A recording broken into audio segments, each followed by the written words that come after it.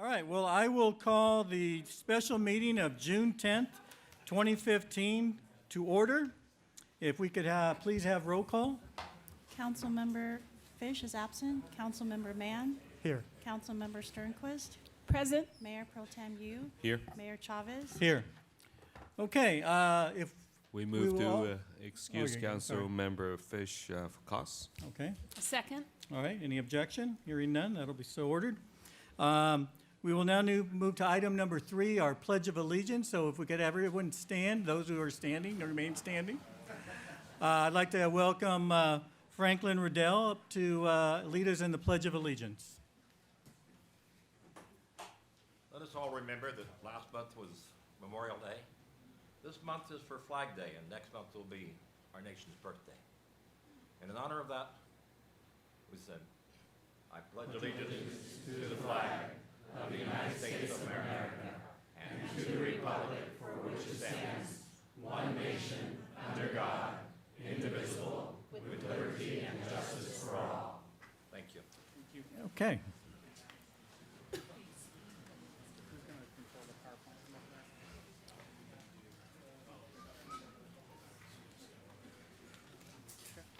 Okay, so we will now move on to item 4, unfinished business, and that is the review of Las Tunas Drive Safety Enhancement and Beautification Project. And with that, I will turn it over to Brian Cook, our city manager. Thank you, Mayor Chavez, members of the council. Thank you, members of the community who are here today. Just to introduce some of the folks that many of you haven't been to council meetings before, so welcome. This is a special meeting. It's a little bit different than our normal meetings, and we'll kind of go through what we want to try to do because of the time. Myself and Michael Forbes, the Community Development Director, and behind me is Ali Khair, the city's contract city engineer. We're going to go through about a half-hour presentation to give you a sense of, one, why we're proposing what we're proposing. Know that it's not final, and I'll go through that tonight. This is a proposed concept. And then hopefully answer some of your questions. And at the end of this presentation, right now, we're kind of filtering through the questions that you have, organizing them, and hopefully answering some of your questions. We've gotten feedback via social media and email, some interesting comments here and there, obviously. But this is what the process is all about, so thank you for being here. So if we could start the presentation.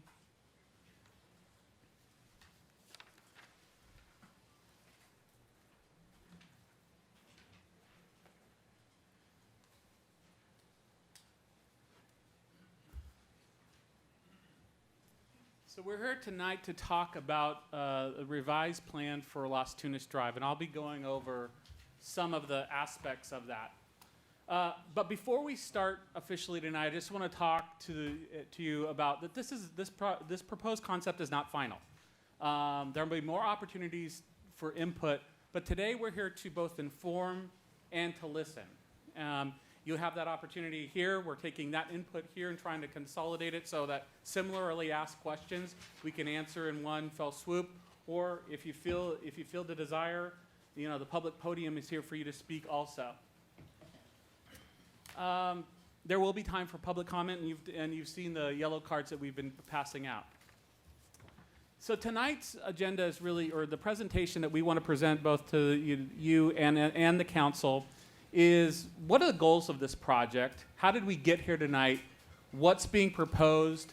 And what are the options that are for future consideration? And I think if you could put your phones on mute so we can continue the meeting, we appreciate that. So what are the goals of this type of project?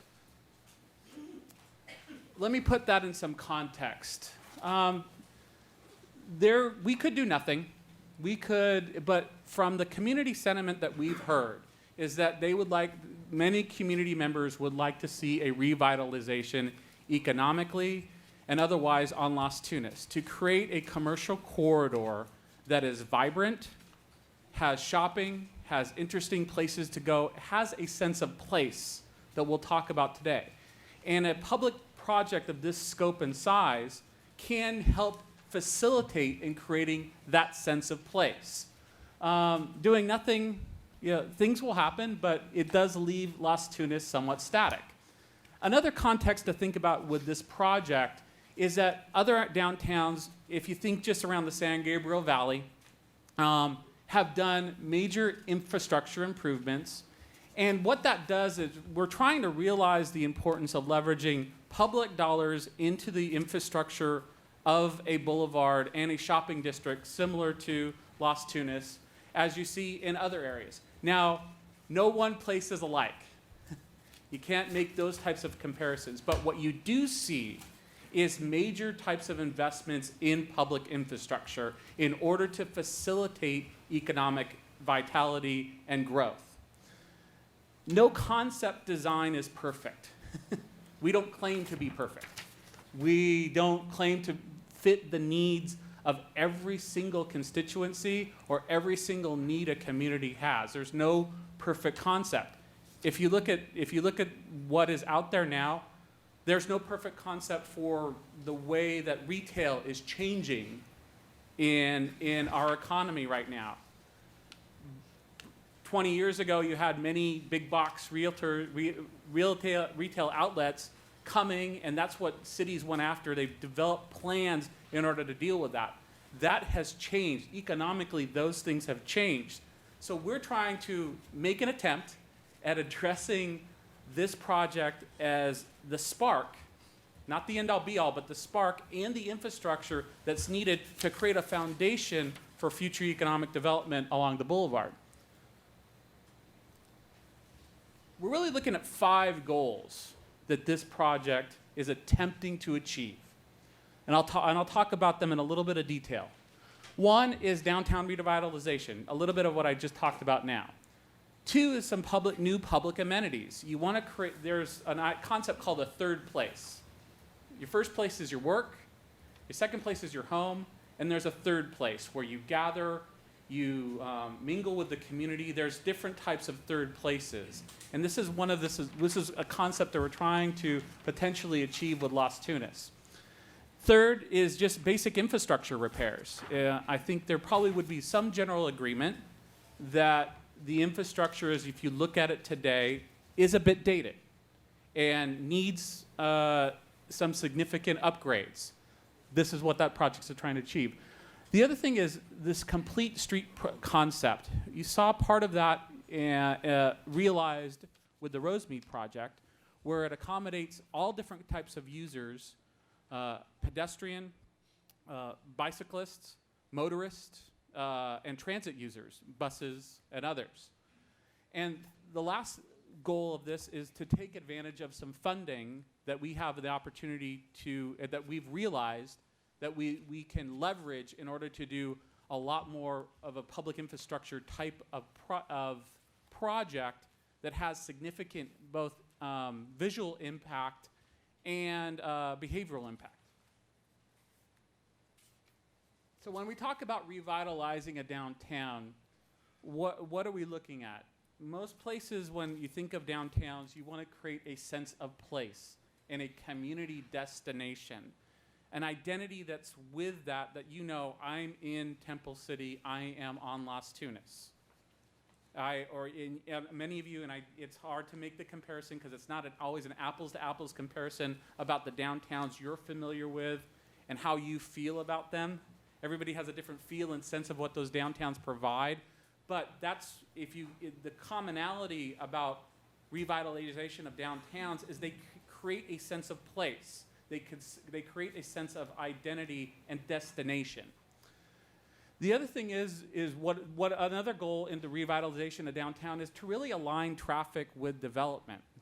And I'm sure we'll hear some concepts tonight. Mr. Forbes will talk about the road alignment that we're talking about, and in particular, moving to 3 lanes.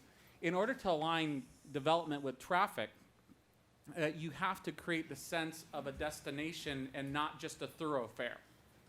And that's a challenge, and it's a competing challenge with a lot of other interests, and we've tried our best to try to accommodate that, and Mr. Forbes will talk about that in greater detail with the project. This looks to catalyze private investment. It's not the end-all be-all, but it is a sense of the public sector making an investment in our commercial corridor with the impetus for the private sector then to see that we've made a substantial investment. I will make a substantial investment in my storefront. Or somebody could pull together many different storefronts, buy them, create a sense of a unified block or a unified sense of place on parts of Las Tunas. But a lot of times it takes the public sector making that investment and leaping into making that investment first. And second, and lastly, related to revitalization of downtown, we want to be ready for future capital projects that are happening in and around downtown. We know there's parking issues. We want to address those as well. But we need to create that sense of place that is Las Tunas. The other thing we want to do with this project as a goal is provide public amenities, improve the walkability for pedestrians. Curb to curb, Mr. Forbes will show you a couple of slides. The distance curb to curb, meaning how long it takes to walk across Las Tunas, is a pretty good length. Where we talk about some of the amenities that we're going to do, we're going to look at how we create more walkability with this project. And pretty straightforward one, beautify the street with new landscaping and new street furniture. Enhance the safety of the boulevard that's already safe, create even a greater sense of safety with improved lighting. And then the use of bulb outs and bike lanes is not just about bike lanes. It's not just about having a bulb out that looks attractive. It's also about the bike lane and the bulb outs creating a buffer so that there's more active use of the sidewalks. Where we've seen examples of this, where bike lanes and bulb outs come together, creates a natural buffer between the pedestrian on the sidewalk and the motorist on the street. That's what we're trying to achieve.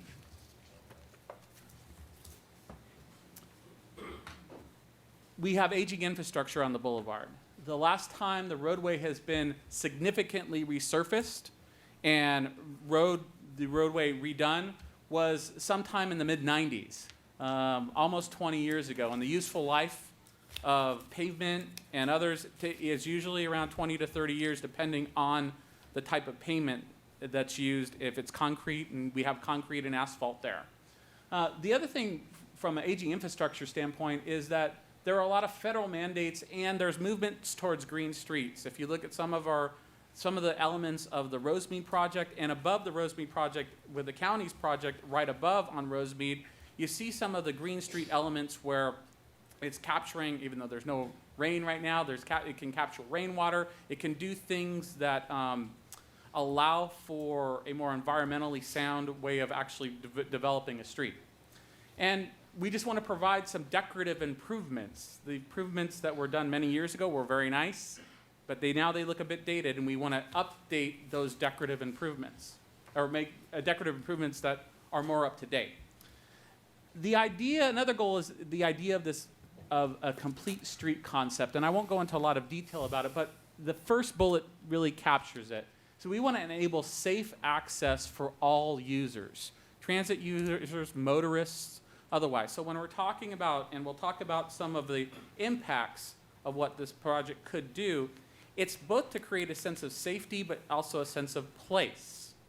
And that's for all users so that pedestrians feel comfortable going up and down Las Tunas, our bicyclists, our motorists, and creating a sense of space on the sidewalks. Cities are moving towards this trend and this concept. We captured many elements of it along Rosemead Boulevard, and there's now more outside funding, not using what I like to call other people's money, not the city's money, to make these types of projects happen. Lastly, we're trying to take advantage of funding, and Mr. Forbes will go into this in a little bit of detail, we received about $6.9 million in transportation funding related to specific aspects of this project, related to the pedestrian enhancements, the bikeway enhancements, and others. The funding needs to be used for safety and multimodal meaning servicing all those needs: transit needs, bicyclists, pedestrians, and motorists. The grant covers about 40%. It is money that is one time and it's performance-based. What does that mean? We have to meet those goals within that grant in order to provide this project. One comment that we've heard is that, will my taxes go up related to fund this project? No, and Mr. Forbes will go into a bit of the funding aspects of this project. So with that, Mr. Forbes will give an overview of the actual project itself. She had a meeting, she can come later. Good evening, everybody. Thank you all very much for coming out tonight. My name is Michael Forbes. I'm the Community Development Director for Temple City, and we'll try to make this not too boring for you. Some of these slides get into a little bit of detail, but we'll try to keep it moving along. First, I'm having trouble with this. First, I'm going to go into where we came from to get to tonight's meeting and give a little bit of the brief history of the project. But before I do that, I just want to make sure that everyone's on the same page about which version of this project we're talking about tonight, because there's been, if any of you have had an opportunity to look on our website, or if any of you were involved when this came before the City Council a few years ago, there were several different versions of the project that have been discussed, and different lane layouts, different parking, and things like that. So I just want to start with clarifying what project it is that we're here to talk about tonight. And of course, as Mr. Cook said, it's not set in stone, and that doesn't mean it can't change, but this is where we are this evening. So the project that we're starting with tonight, no back-in or angled parking on Las Tunas, although that was something that was discussed previously. The current version of the project does not include that. It would keep the existing parallel parking on Las Tunas. The proposed lane configuration, as I know many of you are aware of based on reading some of the comments here, is 1 lane in the eastbound direction and 2 lanes in the westbound direction. Bicycle lanes in both the eastbound and westbound directions. Center raised medians in the street. We would keep the left turn lanes at all of the intersections, so it would be similar to what you see on Rosemead Boulevard and other places, where you still have the left turn lanes at the intersections, but the medians with landscaping are in between that. And then sidewalk bulb outs, and a bulb out, for anyone who doesn't know what a bulb out is, I'll show you a picture in a minute, but it's basically just where the sidewalk gets wider near the intersections, and in some cases in the middle of the block. And Mr. Cook went over a lot of this, but I'll just briefly touch on it again. One of the reasons behind this project, and one of the reasons we got the funding that we did for the project, is because of the state and really the nation is moving toward what's called active transportation and complete streets concepts. And the easiest way to summarize that, as Mr. Cook said, is really just that the streets used to be for cars, going back in the middle of the century, and even more recently into the 80s and 90s. The most important thing about the street was to move as many cars through it as quickly as you possibly could. In some cases, that's still the case. Freeways, obviously, that's still the case, but what many communities are doing now is looking at other streets and saying, are there other things we want this street to do other than move as many cars as quickly as possible? Do we want to be able to accommodate pedestrians? Do we want to accommodate bicyclists? Do we want to accommodate bus riders? And what do we need to do to change the designs of the streets to accommodate as many different types of users as we can? So that's really the underlying point of the design of the project, and again, how we were able to get the funding that we did from Metro. So starting, this project had its origins back in 2012, and I would like to, just for my own curiosity, how many people here attended the community meetings back in 2012? Okay, good. Thank you. So for those of you who weren't around or involved in 2012, the project started back in 2012, and the city hired a firm called Friedman Tung and Sasaki, or FTS for short. They hosted 2 different community meetings in late 2012 to develop the original design concepts for the project. There were 3 different options that came out of those meetings and that were presented to the city council at that time. And just very quickly, what was then referred to as option 1 was 1 travel lane in each direction through the downtown area and a center median. option two, or excuse me, one travel lane in one direction, two travel lanes in another direction. Option two was another variation of that. And then option three, which was what the council ultimately selected at that time as what was called the preferred alternative, was one travel lane in each direction through the downtown area. These concepts also included, and in particular option three included back-in angle parking through the downtown area. And when I say the downtown area, I should just clarify, the downtown core, we're generally talking about the area between Sultana and Golden West is what was referred to as the downtown core at that time. So based on option three, the city's consulting firm Avantgarde was directed to prepare a funding application. The Metropolitan Transportation Authority every 2 years does what's called a call for projects funding opportunity, which is where cities have an opportunity to apply for grant funds for different transportation projects. The city applied in 2013 and was successful in getting $6.9 million in grant money specifically for this project. And this slide shows that the funding was spread over 3 different categories: bicycle improvements, pedestrian improvements, and what's called transportation enhancement activities. So those together totaled $6.9 million. The city was required to come up with a match of its own funds of at least $10 million for that, and the total project cost was estimated at that time at $21.6 million. So basically, the city would need to come up with $14.6 million of its own money, and its own money doesn't necessarily mean general fund money. There's various sources of that, which I'll go into in a little bit.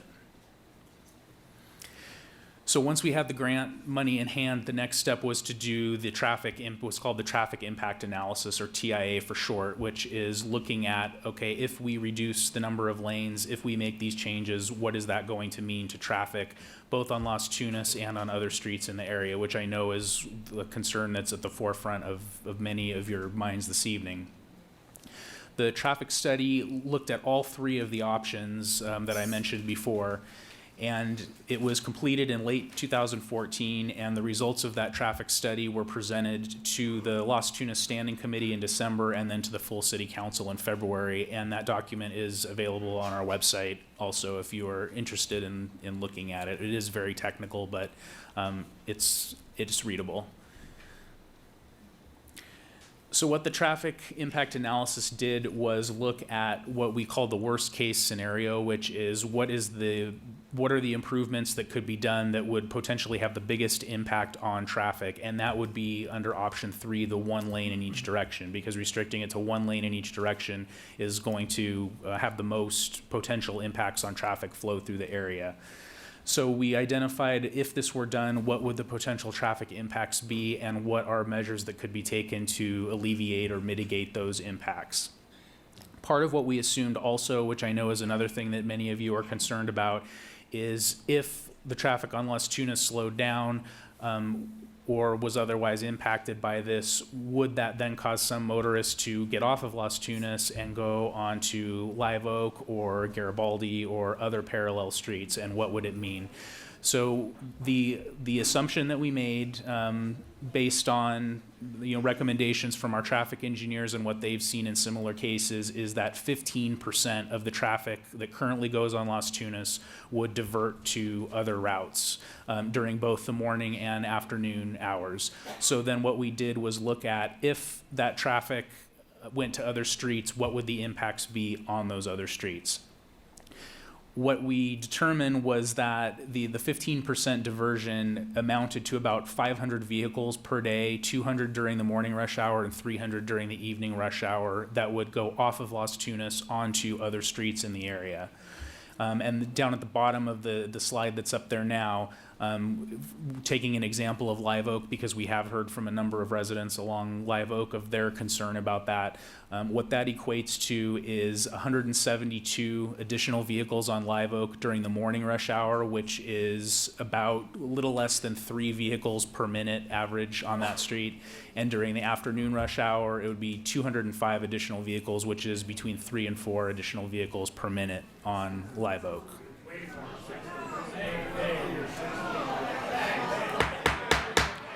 Okay, if we could You will all have a chance to speak if we could let Mr. Forbes get through his presentation. I don't think we're going to accomplish anything by having people just shout out from the audience. So if I could just ask for your cooperation and just, we'll all get a chance to talk. All right, so just shouting from the audience isn't going to accomplish anything. So please let him get through his presentation, and then we'll give you a chance to speak. So looking at, this slide summarizes what the impacts would be going back to Las Tunas now. There would be impacts primarily at the major intersections, and as listed in the upper right-hand corner there, the intersections of Muscatel, Encinita, Temple City Boulevard, Golden West, Hart, and Kaufman is where you would see the performance of those intersections potentially decline, meaning that you may be waiting there longer. In particular on the side streets, because as you can see in the middle section there where it talks about mitigation measures, the primary means of alleviating the traffic impacts along Las Tunas would be to retime and resynchronize all of the traffic signals along Las Tunas to make sure that the traffic is flowing as efficiently as possible on that street. What that means is that in some cases we would be increasing the red time for the traffic signal on the side streets, which means people coming down those side streets would be waiting longer than they do now, which is why we then say that that intersection would not be performing as well as it does now, because the side streets would have a longer wait time. In addition to the signal synchronization, another thing that would be done is, as I mentioned, the sidewalk bulb outs.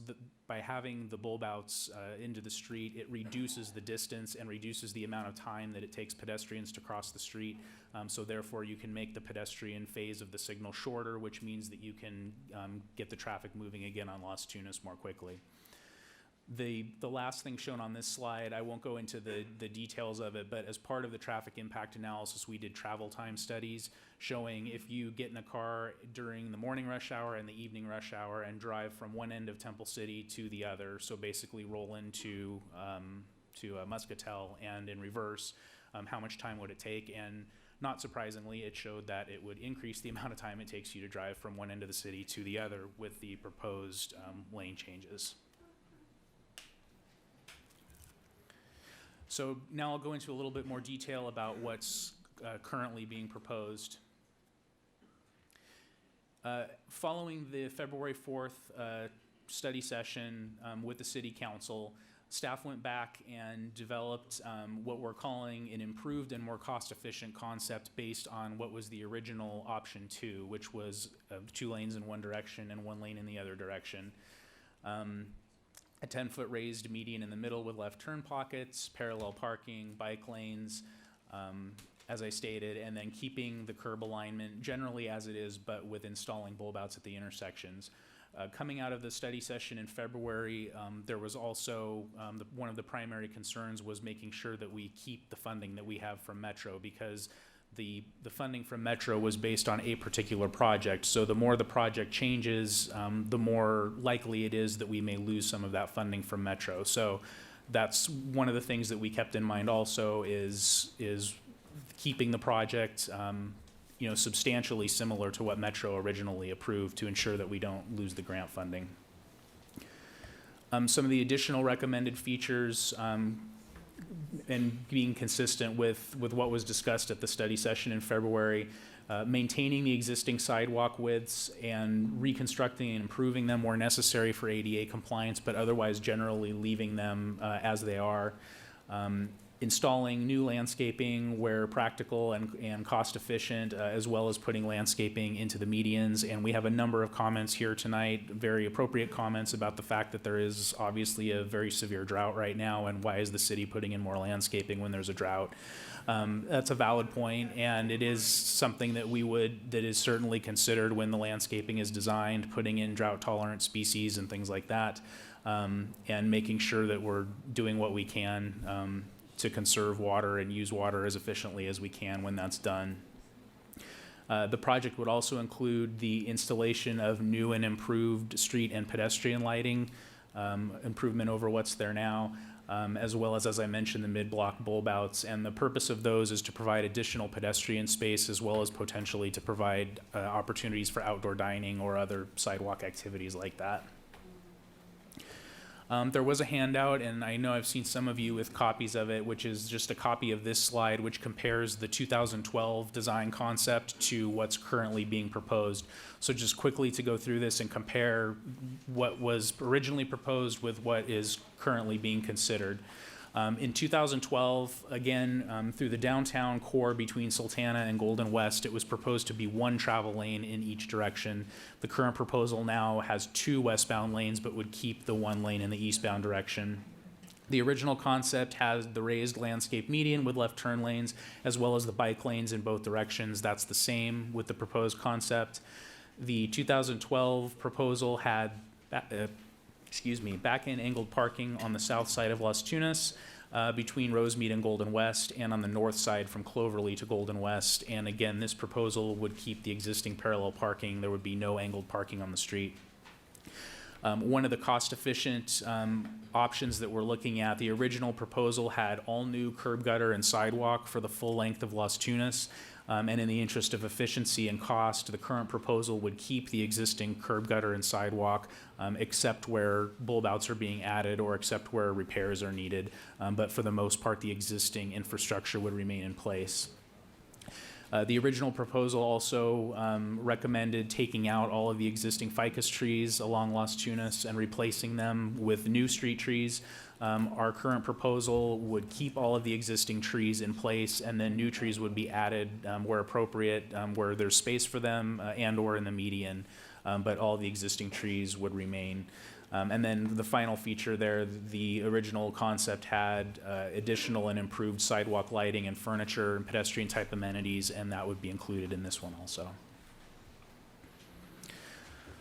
So now we get into the pictures, and these, hopefully some of you had a chance to check out in the lobby. We had poster boards with the current proposed concept drawn onto aerial photographs, which is what this is. The images across the bottom there are what was proposed originally as part of the 2012 concept. And what we tried to do was, although the project has changed a bit from 2012, we tried to keep the original concept and the original intent of that project intact, because there was, a lot of public outreach done at that time and public input given, and again, also because of the funding was given based on that project. So you can see that's a sample block, but all of the blocks would pretty much be the same. You've got, hopefully everybody can see that. We've got in the center a raised landscape median with left turn lanes at the intersections. The blue features here are the bulb outs at each of the intersections. So this black line here is the existing curb. This would bring the curb out at the intersections and then potentially mid-block also.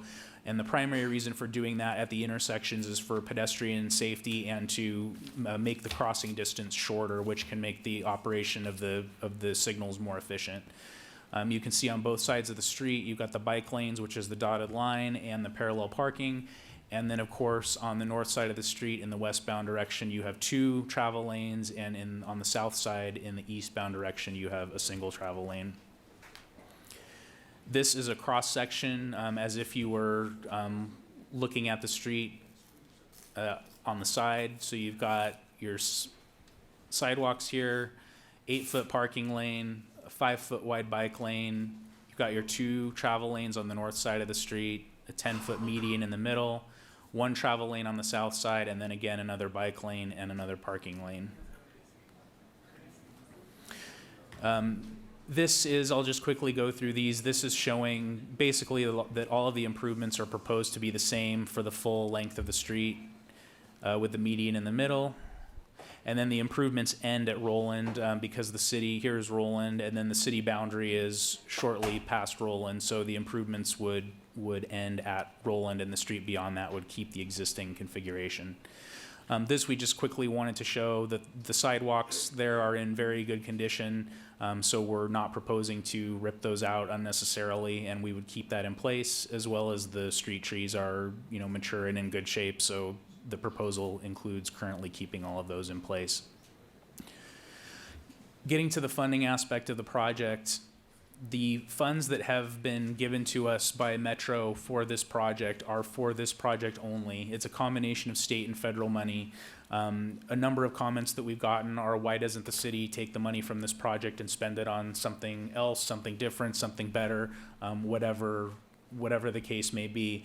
The $6.9 million that we've gotten from Metro cannot be spent on any other project, because at the time that we applied to Metro, we told them this is the project we're going to do with this money, and they gave us the money based on that assumption.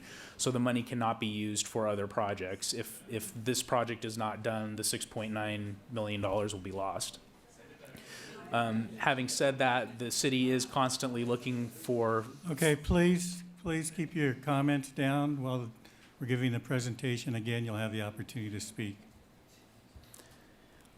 We are constantly looking for funding opportunities for other projects in the city. A good example of that is the recent Safe Routes to School project that was done last summer. That was an example of us going out and looking for other funding. In that case, we built sidewalks and put in crosswalks throughout near some of the school locations in town. In addition, we are continuing to seek more grant funding for this project, assuming that it would be to move forward. Most recently, we submitted a grant application for about $1 million under what's called the Active Transportation Program, just seeking to further reduce the cost to the city for this project if it moves forward. This is just a quick summary of comparing. The first column is the 2012 proposed project, and then the right-hand column is the current project as proposed this evening. The total estimated cost of the 2012 project was about $21.5 million. That included the $6.9 million grant from Metro, as well as some additional outside funds, and then a total city obligation of $13.4 million. The current project has an estimated cost of about $13.25 million. Of which the outside funds would be about $5.4 million. The reason that that's not 6.9 is because as the cost of the project goes down, the amount of the grant from Metro goes down. So the 6.9 million would be reduced to about 5.4, which would leave a total city fund requirement of about $7.8 million. The funding that the city is proposing to use for this project, I'm not going to go into a lot of detail, but we're not proposing to use general fund money that could be used for pretty much anything the city wants to use it on. We're proposing to use transportation funds that are specifically limited for transportation purposes. We're proposing to use what's called Proposition C and Proposition A money, which are Los Angeles County sales tax measures, and those funds are limited to public transit related projects and programs only. So we could not use that money for other purposes. We're also proposing to use some Measure R money, which is limited to use for certain major transportation projects and use on major arterial streets. So for example, Measure R money could not be used to resurface residential streets in the city because it's restricted to major streets. One thing that was originally proposed to be used in 2012, but which we are not currently proposing to use, is gas tax money. And that's because gas tax can be used to resurface residential streets and do pothole repair and other things like that we know are a priority in the community. So we're not proposing to use any of that funding for this revised version of the project. That concludes my portion of the presentation, and now I'm going to turn it back over to Mr. Cook. Thank you, Mr. Fortson. Thank you. We're a little bit over about 35 minutes on the presentation. I just want to close out with a few comments. And then what we've done right now is we've kind of sorted through and looked at the comments that have been generally made. A lot of them are asking the same questions, so we'll try to answer those. There are some other questions some of you have asked. Can I get an email from you? Can I, not comfortable talking, we have your email or contact information as well, and we'll get back with you to talk about that. So lastly, so what are we looking at for the future? Again, the decision is not final tonight. We're not, if we were doing something that was final, we'd have bid documents ready to go and they're going out the door and we're ready to work with the contractors to make a project happen. We're not doing that right now. But what's gonna have to be some future considerations is, do we proceed with this concept, finalize it, go out to bid with it? And even if we finalize the project, there will still be community input related to the design component of this project. So the community input component would not end as tonight. It would be continuing forward as we look at what the designs of the bulb outs are, what the designs of the streetscape itself is, what kind of furniture we're talking about, those types of things. We can also further revise the concept and gather more community input and in an attempt to ensure to try to find some of that grant funding. There is possibilities that we can capture some of that grant funding, but again, it's as Mr. Forbes described, it's kind of captured all together, and it will be somewhat difficult for us to do that in order to segregate some of that funding out. Or there's another option of just doing nothing and leaving the Los Tunics static as it is, and no grant funding for that project would happen.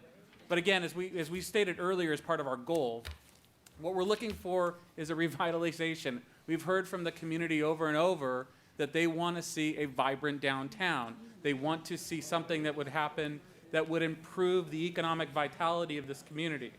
And so excuse me, Come I'm on, sorry, folks. Come on, guys, let's quiet down. So this is our attempt It's to- almost to your point. So, with that being said, Mr. Mayor, if it's okay with the council, we have a few of the questions or do you want to go? Okay, so your proposal, I see like about 100 questions over there. But we've categorized And, them. we've got 30 speaker request forms.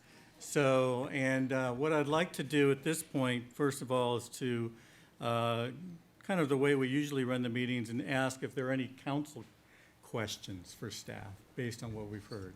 And these are just questions for clarification by city council members. Yes, sir. We'll each get an opportunity to make comments as well. So at this time, I would like to call for any questions from any council members.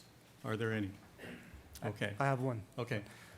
You mentioned in the PowerPoint slide that part of the funding is coming from active transportation projects. Could you clarify a little bit about what that means? Yes, the two of the concepts that many of the grant opportunities are now focused on are the complete streets concept, which is that the street accommodates all modes of transportation, and then the active transportation. Active transportation is bicycle and pedestrian predominantly, which is human-powered transportation as opposed to motorized transportation. So that's generally what's referred to by active. And a lot of the grant opportunities now for transportation improvement projects are focused on, are you going to be doing any improvements that enhance pedestrian access or safety, or bicycle access or safety? So that's what that refers to. Thank you. Okay. Okay, so you have some question cards over there, and now, do you have, on those cards, do you have ways of contacting those individually, or some are?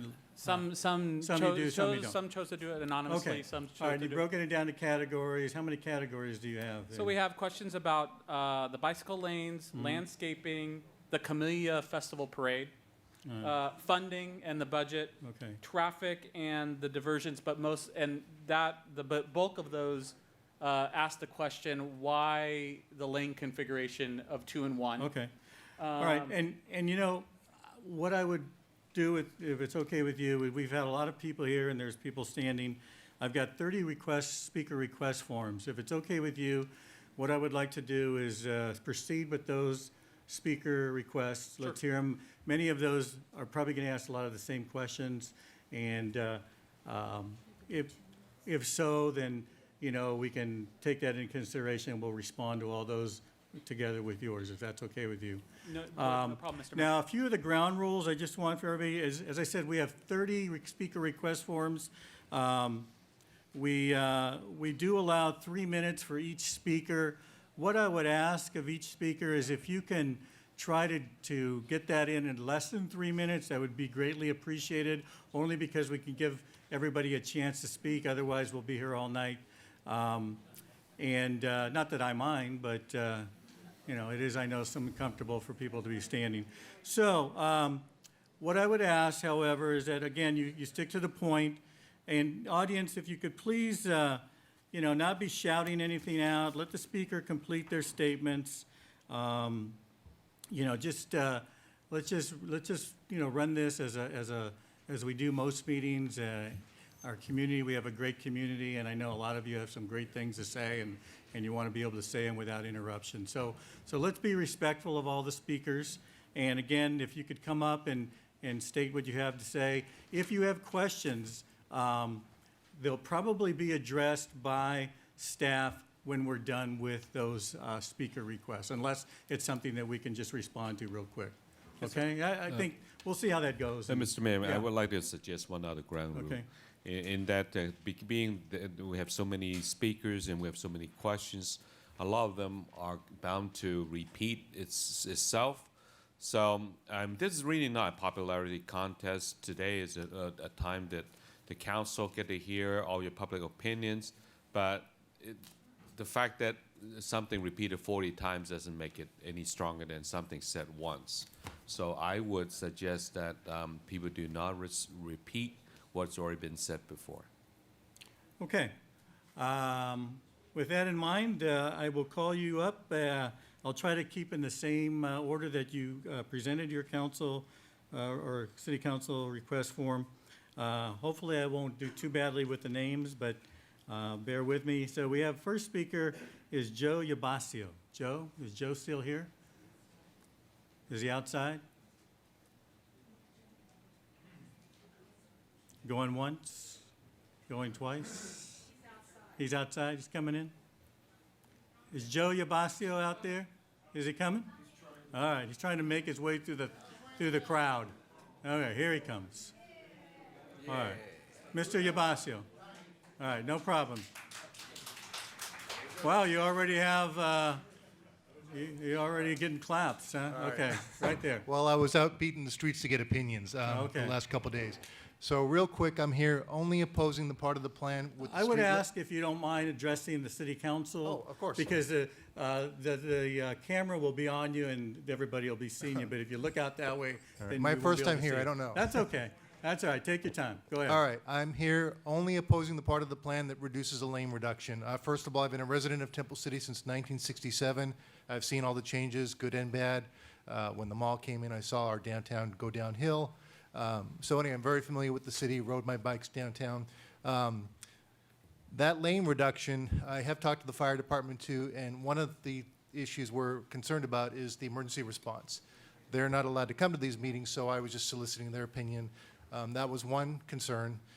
The other concerns are the businesses will probably have reduced exposure from the people who live here because everybody's going to start taking side streets to go home.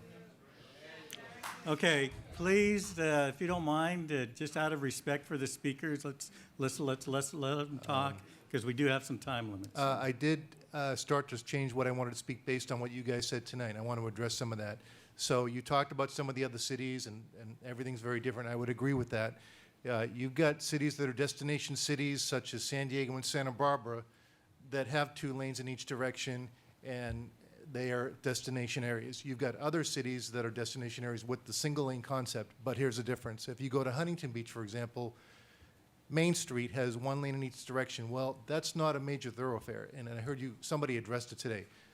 Las Tunas is and will always be a major thoroughfare between here, the San Gabriel Valley Medical Center, Arcadia. I don't think there's anything we can do about that. It is what it is. If we turn any of those lanes into 1 lane, the traffic study itself addressed several of those issues. We're going to not only have traffic on Las Tunas from commuters, but all the people who live here are going to take congested side streets going home, which again, I think that will take away from the business. I think it's going to make a lot of people who live on those streets very aggravated because they have kids, and they're going to have trouble getting in and out of their own homes. That's pretty much my main point. All right, thank you very much.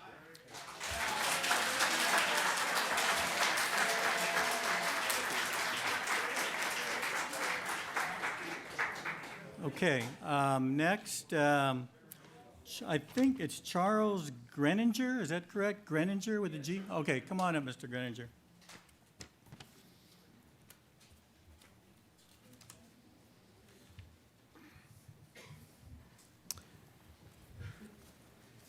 Mr. Mayor, City Council, Good evening. good evening. Just pull the mic down a little closer to you. Okay, There you go. I'm mainly concerned about the traffic impact, Okay, and I think the members that spoke ahead of me are concerned about the traffic impact as well, as indicated by the fact that they're studying the traffic on the side streets. So I'm concerned about the traffic impact, and I think the traffic on Las Tunas right now is bad enough. And I think when you go from 4 lanes down to 3 lanes, it's gonna make it even worse. So I think if the project is approved, the traffic will be a nightmare. So for that reason, I recommend everybody vote against the project. Okay, But if you must vote for it, I think I have a solution. all right, let's hear It it. seems like we get 1 traffic lane back per iteration. If you do one more iteration, we get the 2 traffic lanes back that we had before. I don't know if that's possible. Okay, thank you. Thank you very much. All right. Okay, next, Mike Palmieri. Mike?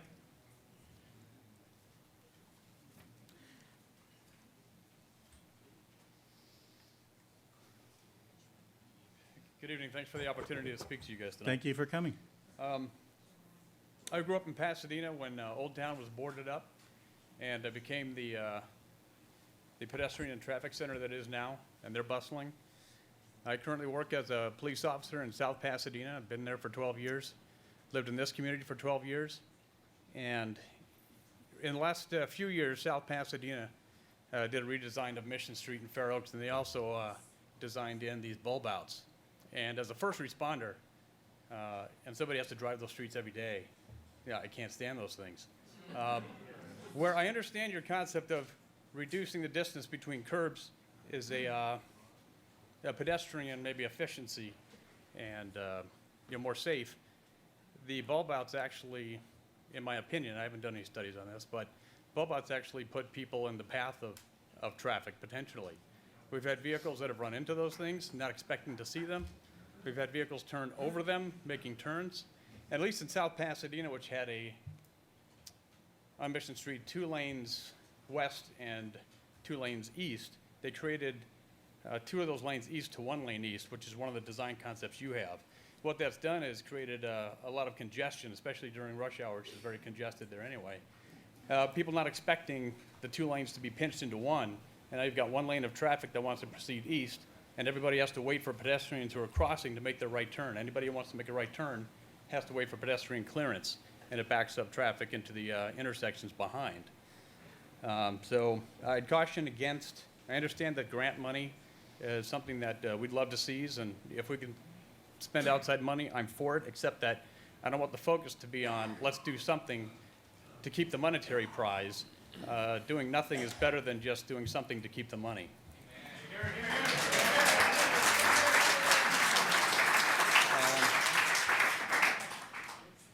And just a couple of other things. I'd love to see a redesign of Las Tunas. And I understand that the medians would be probably a beautification project, but I'm not a fan of 2 lanes becoming 1, or even on 1 side. And I know that the medians are going to eat into that navigatable roadway. So I don't know if there's any way that could be redesigned, thinned out, or just eliminated completely, but I just you focus on this being a major thoroughfare. I think 1 lane, everybody that goes west has to come east at some point. So I don't know. I don't know how 1 lane east is going to. We're going to expect there to be fewer vehicles coming back that went in that direction initially, but. That's it. Just keep your eye on the prize, which is redevelopment and efficiency, not necessarily the money. Thank you.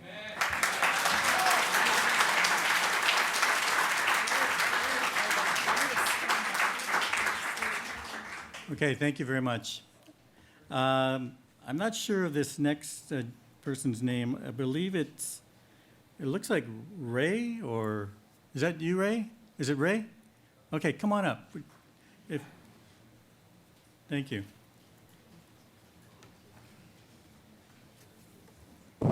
Thank you very much. I won't take you much time. Only problem is this, that when the people are angular parking, you proposing, when the people reverse, we are asking for the more accident. We see every time the more accident occurs when the people are reversing the car to take out from the angle parking. Okay, now, you did hear that angled parking is not in the design. Good, that's nice to know, but Okay. right now, as it is, as it is, whatever the situation is there, I don't see much need to change it. We are happy because I'm working from last 10 years, every day evening from Hart Avenue to Baldwin Avenue. Every day I'm walking and I see everything going smoothly with good curb to walk and no traffic headache, nothing. Why we want to change all those things? And the third thing, because of the metro project, money is coming over here. Everybody wanted to use that money. For that use of money, triggering this all kind of changes, which is total unnecessary. I think everybody will agree with me. Okay. You can put the more street light, which is needed. I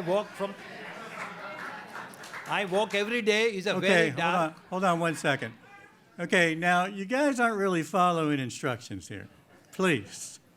I understand that many of you have the same sentiments and you are passionate about this, and this is what the democratic process is all about.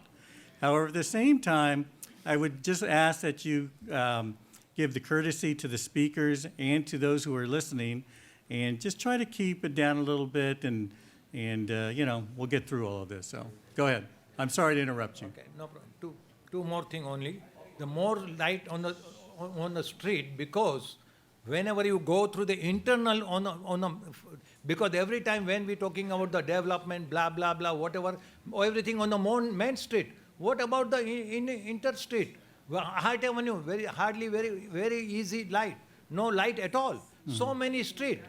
And today first time I came to know that you guys considering downtown from Sultana to Golden West. Whenever you put the new light on the street, I mean the old-fashioned light, was never bring to the Sultana. It only up to the Loma to the City Hall. That's not fair if you consider that area only development. Other people are paying the city tax too. So they are entitled for the more benefit of the street. And the fourth lane, recently there was a big fire in India and 10 people died because of the fire engine don't have the easy access. And that 2 or 3 minutes delay, it brought a big disaster. 10 people lost their life. And the same thing going to happen if people want to take out the car from and if you're reducing the lane, the fire department will be little delayed. Okay. Thank you very much to let me speak. Well, thank you very much. Thank you. Okay, next, Tien. I can't read the last name. Tien? T-I-E-N? Tien, no. Tien, I can't, looks like the last name, well, I can't even read it at all. T-I-E-N, Tien. Is there somebody that has the first name of Tien that wants to speak, that filled out a speaker request form? Okay, well, we'll put that one aside for now. If he does show up, we'll let him speak. John Nahas? Is it John Nahas? Come on up, John.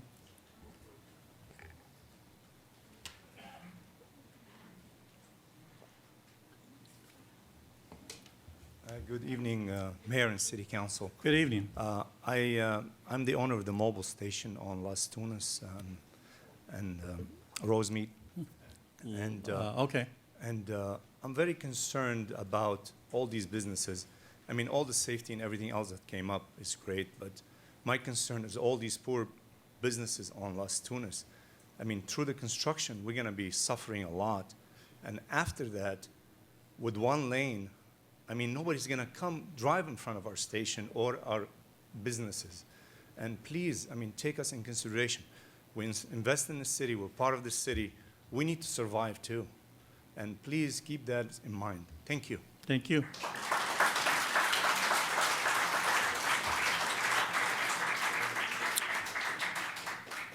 Okay.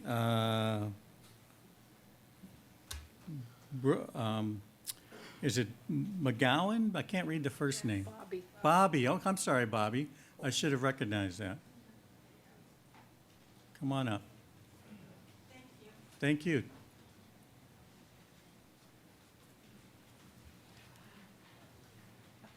I'm Bobby McGowan, former mayor of Temple City. And in 1990, we did do a lot of modernization, but time has gone by. But I don't feel modernization is the answer. We don't need 2 lanes one way and 1 lane another way. And I see a lot of people out there that are very upset. So my suggestion to you, or question, is why not put this issue on the ballot? Let real Temple City sign up and say whether they want this or don't want this. Now, we have done that before in this city, and I hope you will take this seriously. Thank you.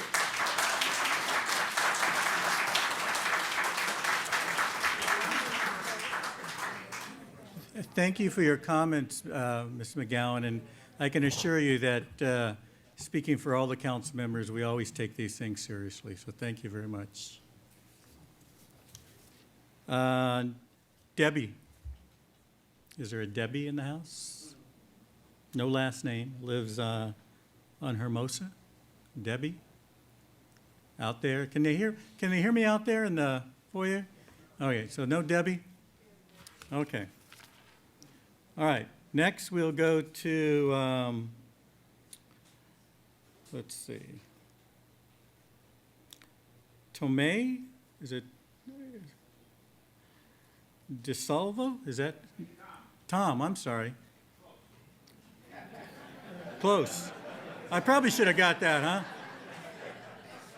You write your Tom like I write my Tom. Nobody can read it. All right. Good Thank evening, you. everyone. I've been not a resident recently, but I grew up in Temple City. I've seen the entire change in this community. I've worked at multitudes of businesses up and down Las Tunas at one time. But in any case, my main concern is I own property on Workman, on the corner of Workman and Encinita.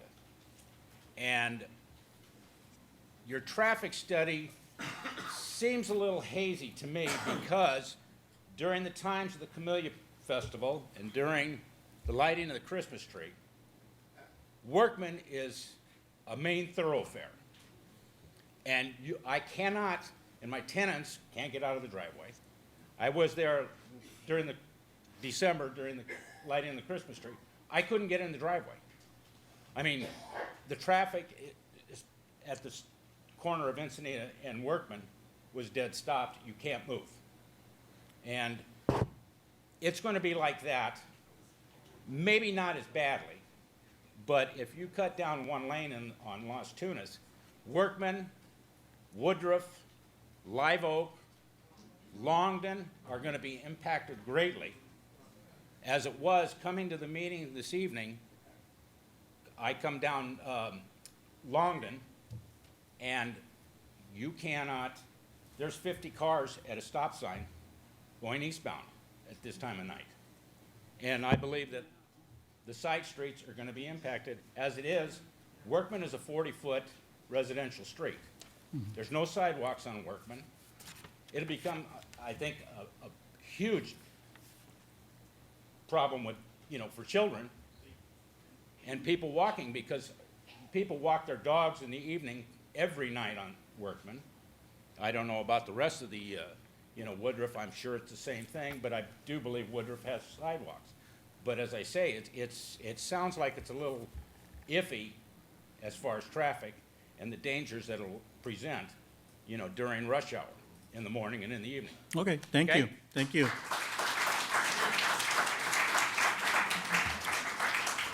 Okay, Merlene Store. Did I pronounce that correctly? Yes. Okay.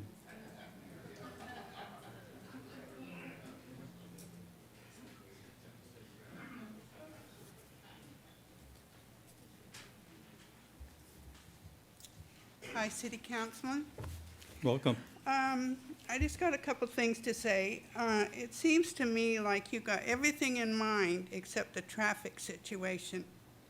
Now, every day there's more traffic, more traffic. For instance, take the Linden Walk project, 74 units. How much traffic is that going to add? So I don't know. I don't see anything wrong with the way the streets are right now. And I'm curious to know, are you going to add to the sales tax in Temple City? How are you going to make your money? Anyway, I'd like it to stay as it is, and I hope you don't shove this down our throat.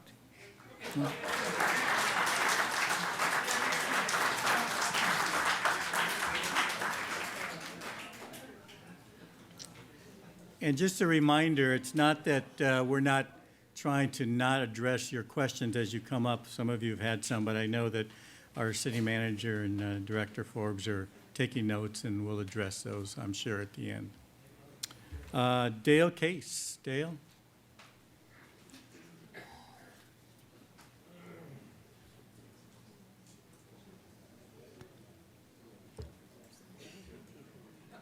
And come out. Yeah. Yes. On a positive note, I'd like to salute the person that did this. This is very helpful. You're welcome. I'm trying not to repeat too much of what has been said, but just short time ago, mid-morning in the middle of the week, I was on Las Tunas. Speed limit is 25 miles an hour. That's an optimistic viewpoint. And at the time, there happened to be an emergency vehicle.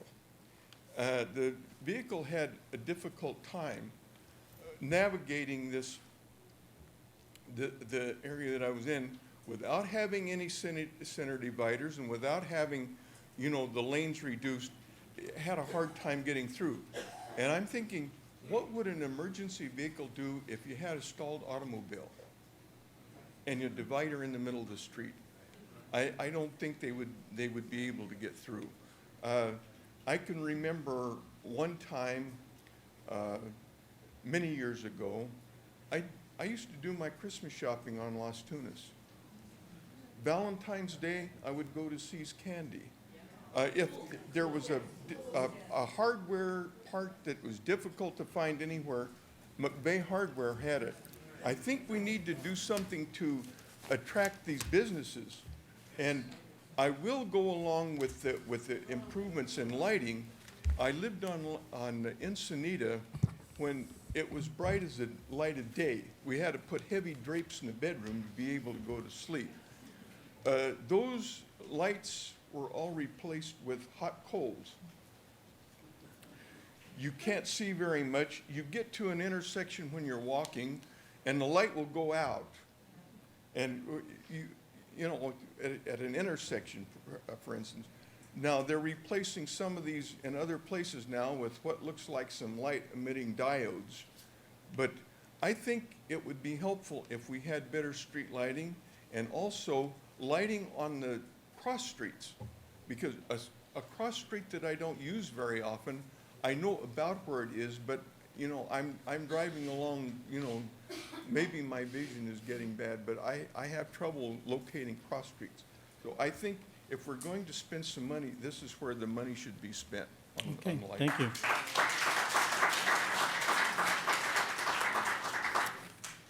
Michael Rosenberg.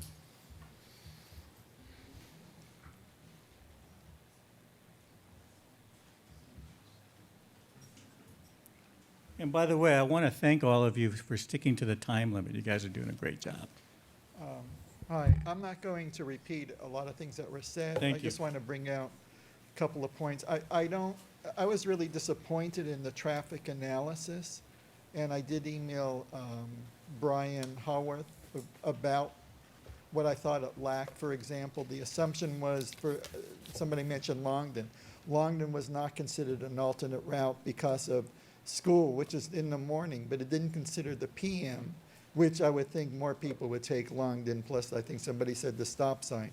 I think there's a lot of things lacking and also Rosemead Boulevard. When you go north of Las Tunas, more people will take alternate routes like Longden and maybe Garibaldi.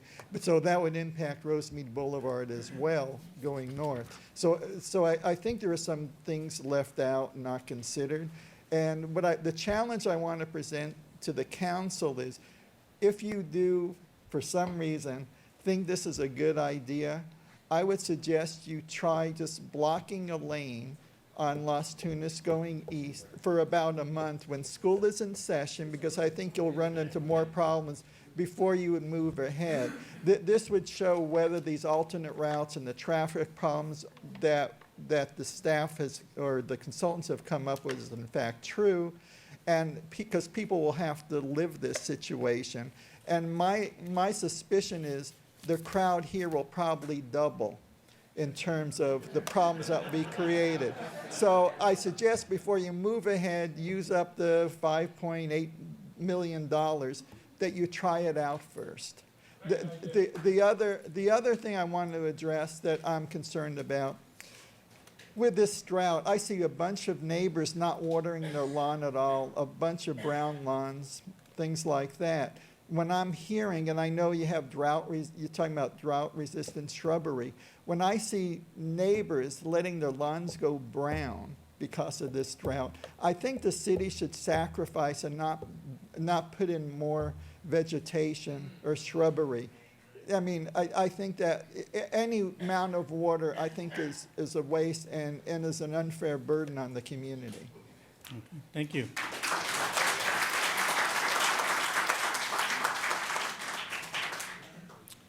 Elizabeth Declue, is that correct? Elizabeth?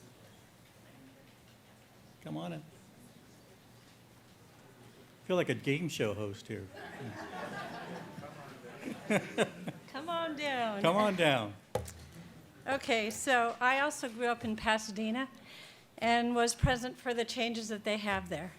They were able to keep 2 lanes going both ways, and they still have issues with cars parking. And the one advantage that Temple City does have is we have lots of lots.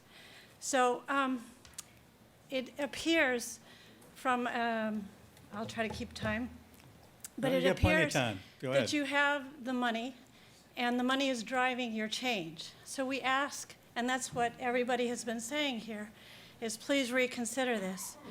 I live on Broadway. That wasn't mentioned in the talk. One of the problems that we had when the windstorms were is that was an overflow. It's an overflow for everything. We have 2 schools, 2 churches there, and I can't tell you how much honking and near accidents and problems. Also, the emergency response vehicles unfortunately use our street when they can't get through on Temple City, and we have to routinely call, us as neighbors, have to routinely call them to stop using their sirens or to do something. But we have people speeding at 65 miles an hour down there, and I know because my windows shake.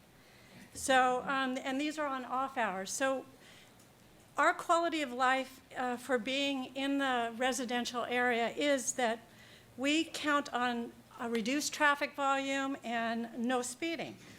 Our street is not equipped to handle the overflow, and the safety of all these little kids, the church people, the walkers. We have a lot of people that like to walk our neighborhood.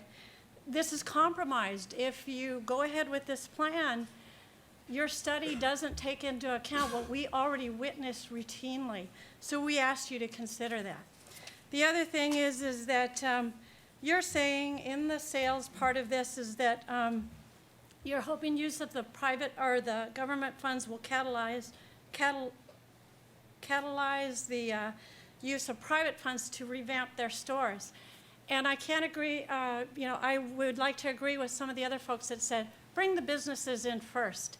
Get the activities going that revitalize our city, and then do your street beautification.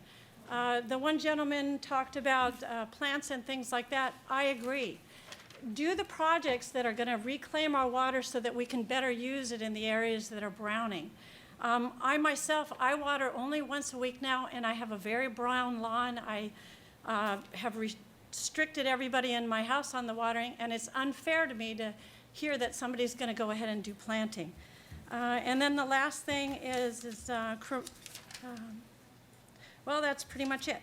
Great. So I thank you for Just your in time. Thank you. Mr. Washuta? Mr. Washuta?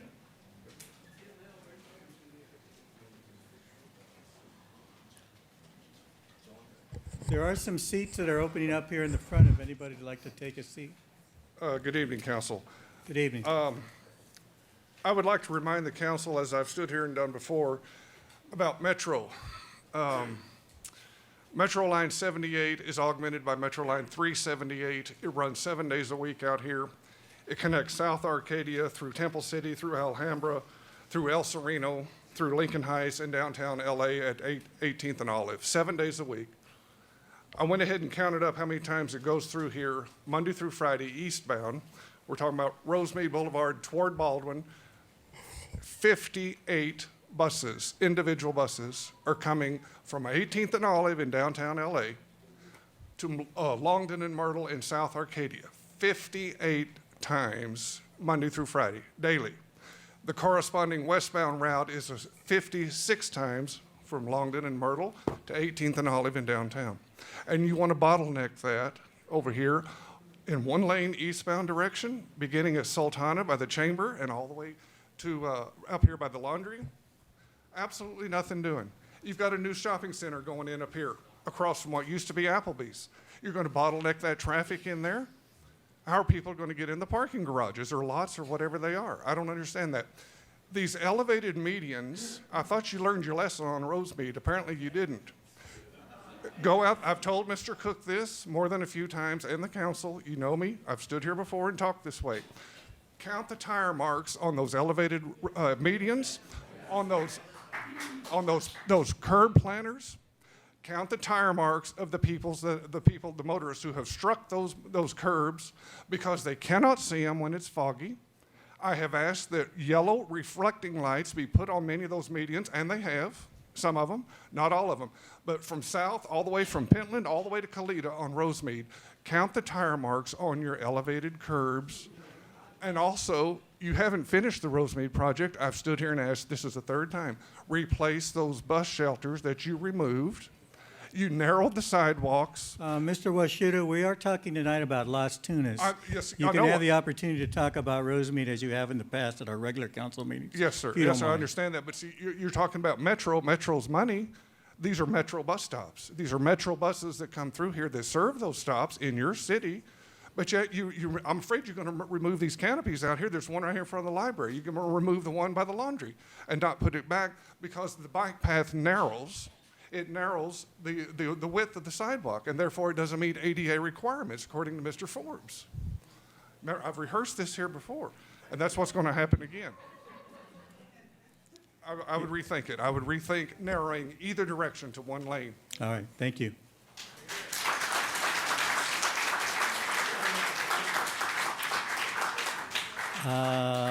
Baru Taprani?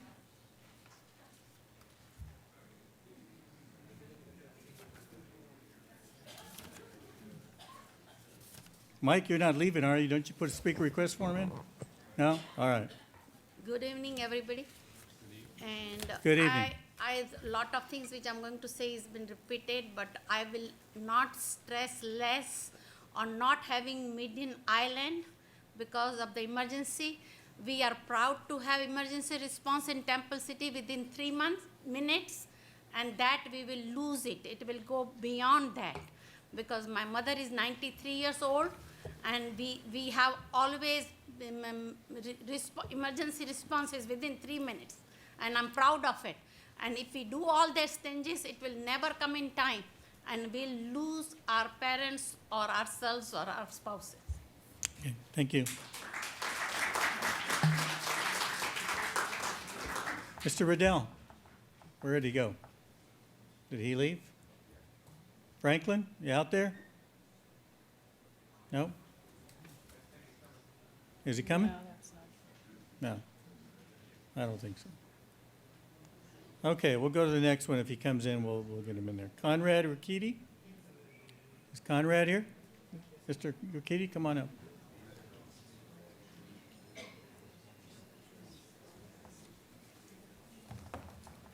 Good evening. Good evening. My name is Conrad Urquidi. I'm at 9674 Las Tunas. Hey, speak that mic up to you a little bit. Okay. There you go. Conrad Urquidi at 9674 Las Tunas A Drive. little higher. Put that mic up a little higher. There you go. I'm a property owner here at Temple City. Is that okay? Sure. A little better. All right. Just speak up. The offered revised project conceptually is an interesting one, some may say an innovative one. The City Council believes that this particular idea is an important step towards downtown revitalization, but a concept is only in theory, is based on only a hypothetical, and in practice may or may not work. The proposed project will reduce the downtown Las Tunas thoroughfare to 4 lanes and 1 eastbound and, or 3 lanes, 1 eastbound and 2 westbound. This in order to accommodate a 5-foot bike lane and a center medium divider. Although many are enamored with bike lanes for various reasons, such captivation should be tempered by one reasonable question. Will these bike lanes be used enough to warrant the cost, both financially and at the expense of much-needed street space? I bring your attention to the bike lanes that were recently implemented on Rosemead Boulevard as part of the city beautification project. I personally have traveled this section of the boulevard many times and have yet to see a cyclist using these bike lanes.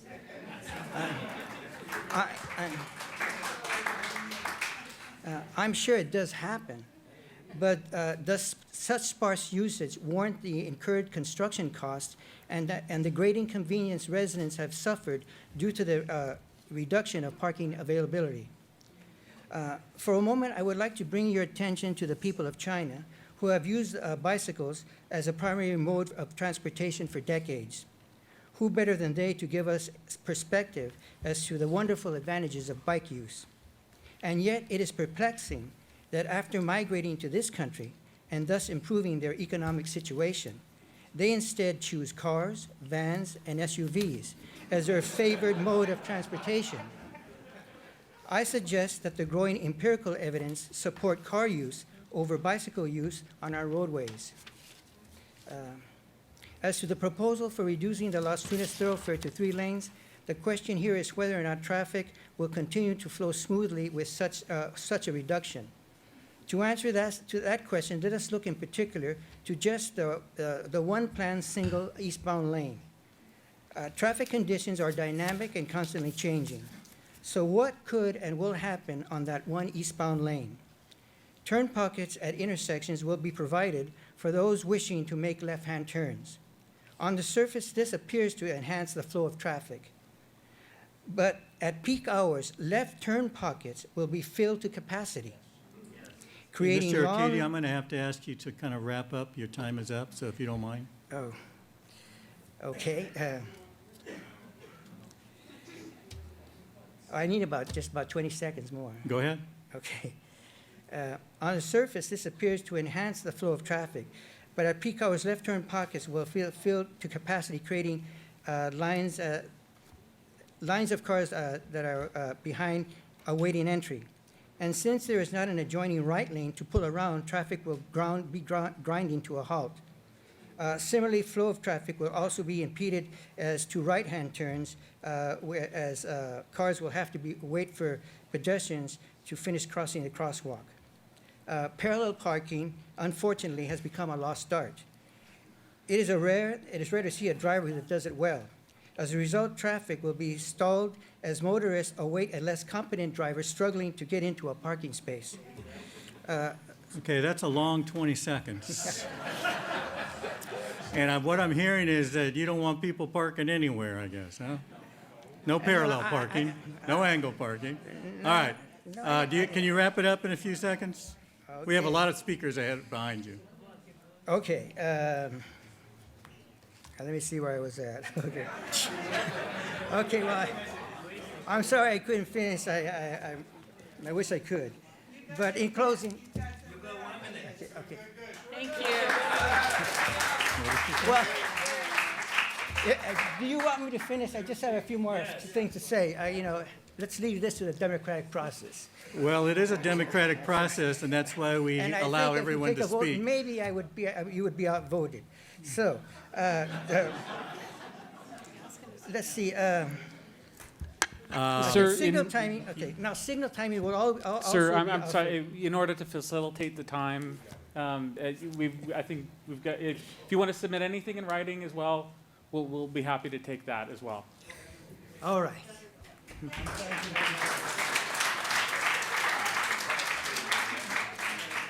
Henry Ransons.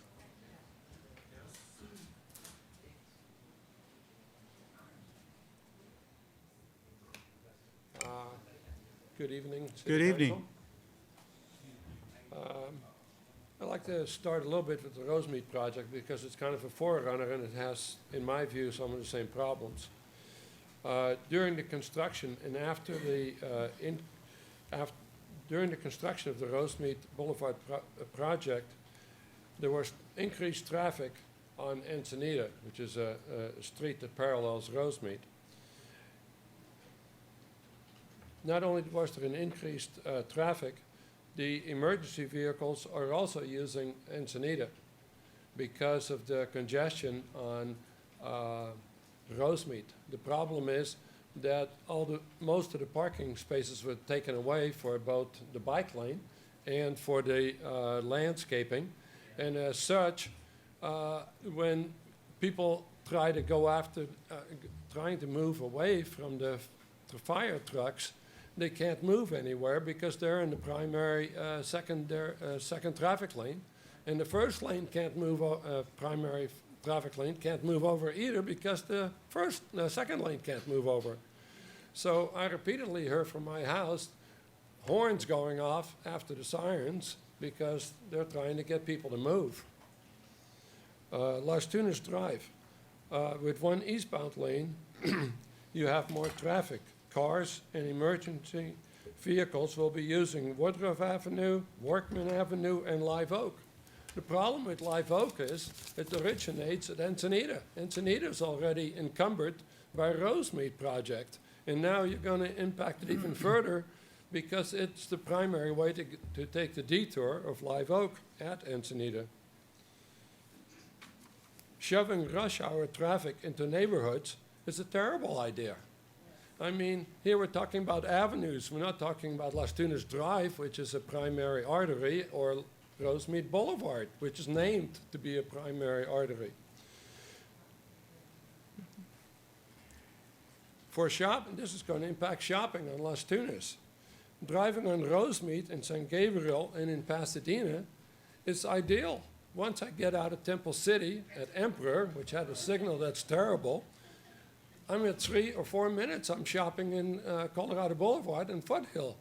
Why would I want to be anywhere else in Temple City? These cities have better signal control. Many times I get 2 or 3 green signals in a row. That doesn't happen much in Las Tunas, especially not on Rosemead or Rosemead Boulevard in either Rosemead City. You're not the only one. In Temple City, the Temple City area. The way I see it, Metro is buying real estate in Temple City for their bike lanes, and you're being seduced by it. We don't need bike lanes. Okay, now you colleges, the people that are green, how many people came here on a bike? Sir, I'm sorry. Nobody came here on a bike. Mr. Ranson, if you could address your comments to council, and you are out of time, so if you can wrap it up, please, I'd appreciate it. Anyway,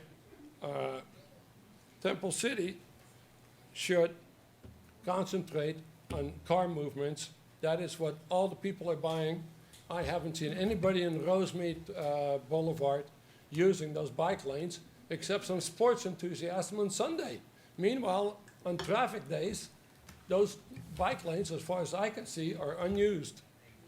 We don't need any bike lanes. All right, thank you. And I'm sorry if you can't take the Metro money if you don't make the bike lanes. All right, thank you very much for your comments.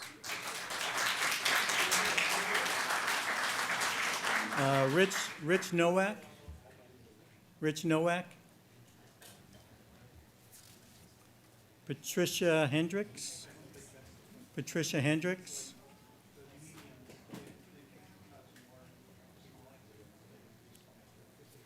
Gail Thalacker? Or who we got here? Is this Patricia?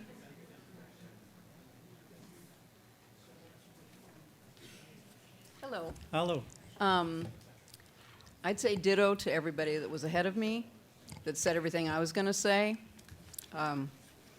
I'm all for beautification of the streets and the stores, lighting, but I think it would be very dangerous to go down to one lane on one side.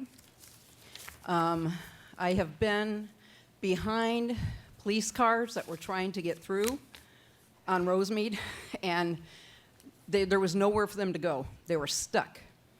And I thought, I tried to go into the parking lot to give them some room, but then the rest of the people were still there. I'm concerned about fire trucks that want to come down the street, and I've seen them and ambulances that have to go over on the other side of the street, and the cars move over for them, and they have to go on the other side to get through, and they go around any way they can. With this scenario, there is no way for them to do that. If they can't go around, they can't go to the right, they're stuck. And they'd be stuck from the beginning of this project to Rosemead, and then good luck. Anyway, thank you, that's all I want to say. Thank you.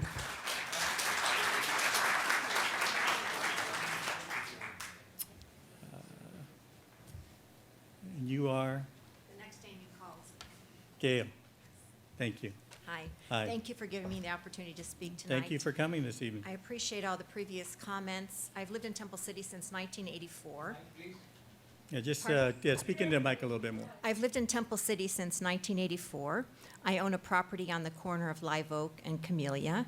Our driveway is on Live Oak, so of course I have a vested interest in the meeting tonight. I have a few questions. Was the traffic study that was conducted, you had mentioned in the review that cars attempting to cross Las Tunas would be impacted, that it would be a longer amount of time to cross the street. So did the study take into consideration that those cars would no longer go that direction, but would probably choose, instead of going to cross Las Tunas, to take to go the opposite direction, to go to a thoroughfare? Was that included in the study? You mean through one of the parallel streets? Right. Yes. Okay. I did own a business on Huntington Drive during the revitalization there, where they put in a median divider. 20 years later, it has not brought in any more retail. And as a business owner during that period of time, I truly suffered through the construction. Is that in San Marino? No, Huntington Drive? Arcadia Drive. Oh, in Huntington Between Drive and Santa Arcadia. Anita, between Santa Anita and Okay. Second.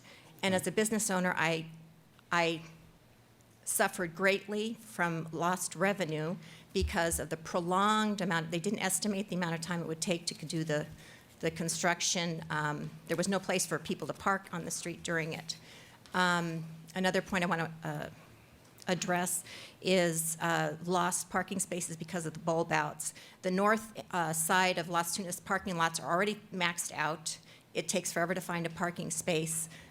Where are those additional parking spaces going to be found, other than the mortuary?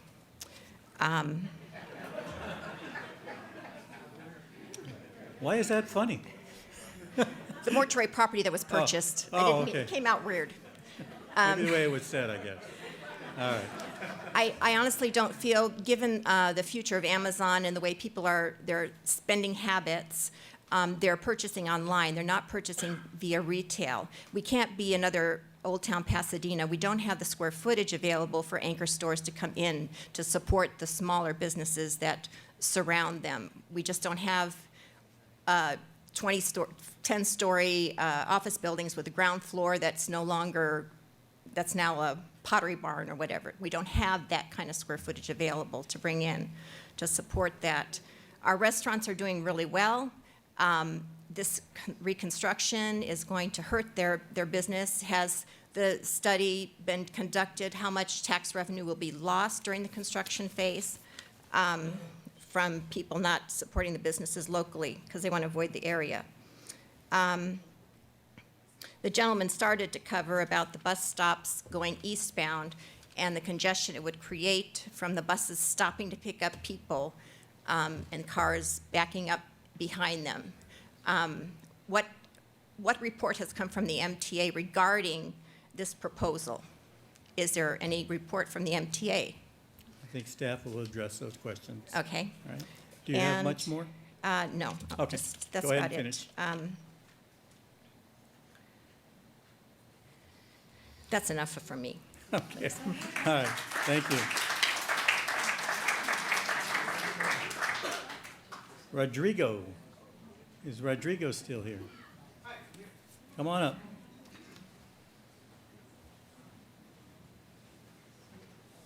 Good evening, Council. Good Mr. evening. Mayor, Good thank you for evening. giving me the opportunity to be here. I'm a very young resident of Temple City, and I wanted to remind just one person of the council, not to put him on the spot, but Mr. William Mann. I voted for you, sir, because when I met you, when you were out in your booth, you said that you wanted to maintain the family living in Temple City because it's family oriented and it thrives in, you know, the whole family atmosphere. My son is 7 and my daughter is 4. I plan to be here in Temple City for a long time because it's peaceful. I used to live in Pasadena, South Pasadena, where the officer commented. I used to live in Alhambra. So I've known all these changes about the medians, about the bulbs, and I've seen it all happen. I'm kind of impartial in the plan. I don't agree with the whole 1 lane and the 2 lanes on the opposite sides of the streets. A lot of the points that everyone mentioned here, I believe are on point, but I think that the flow of traffic will definitely go to the opposite streets. I have a home in Workman. My son and my daughter use their tricycle and bike on Workman. There is no sidewalk on Workman. And, you know, there's a lot of people who walk their dogs, which I'm sure you heard already. People, you know, jog. I go out for jogs and runs. I used to do triathlons. I was in the Marine Corps for 10 years, and I used to do biking. And I'm going to tell you this. I have a road bike, and my neighbor does too. We don't road bike on Las Tunas Drive. We road bike on Arcadia, going over there where it's wider, where they have a bike lane. I don't even road bike on Rosemead, where it's now constructed, because it's unsafe there. You know, it's just unsafe for me as a biker to go there, even though you have these portions and these breaks, and I don't even use that. So I just thought I'd share that with you guys, and Mr. Mann, just remember that it will affect the family life, you know, if the traffic is flowed on the side streets where residential streets are, and people won't be able to walk in the sidewalk because traffic is going everywhere in the buses. And the last point I want to make is everybody knows that Las Tunas Drive is used as a party, you know, where all the festivals are made, where the carnivals go and gather in the middle of the street. And if we have this medium, where are we going to have all our wonderful events for our city? I mean, I don't know where they're going to be at. So maybe that's something that we need to question. Thank you. Thank you.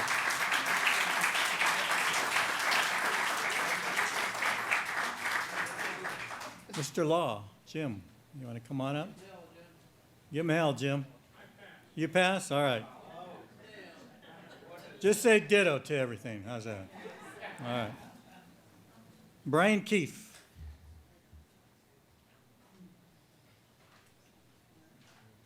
Thank you for coming, Jim, by the way. Hi, my name's Brian Keefe, and some of you here know me. I've been a resident since 1958. Basically, my parents, or my dad, excuse me, built a house on Hermosa. Now I live on Camellia. So I've seen a lot of changes in Temple City, and I think this is not a smart idea with the lane changes. You should keep it the way it is. That's all I have to say. All right, thank you.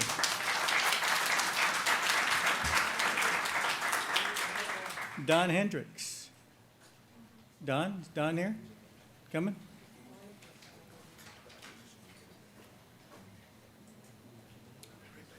All right.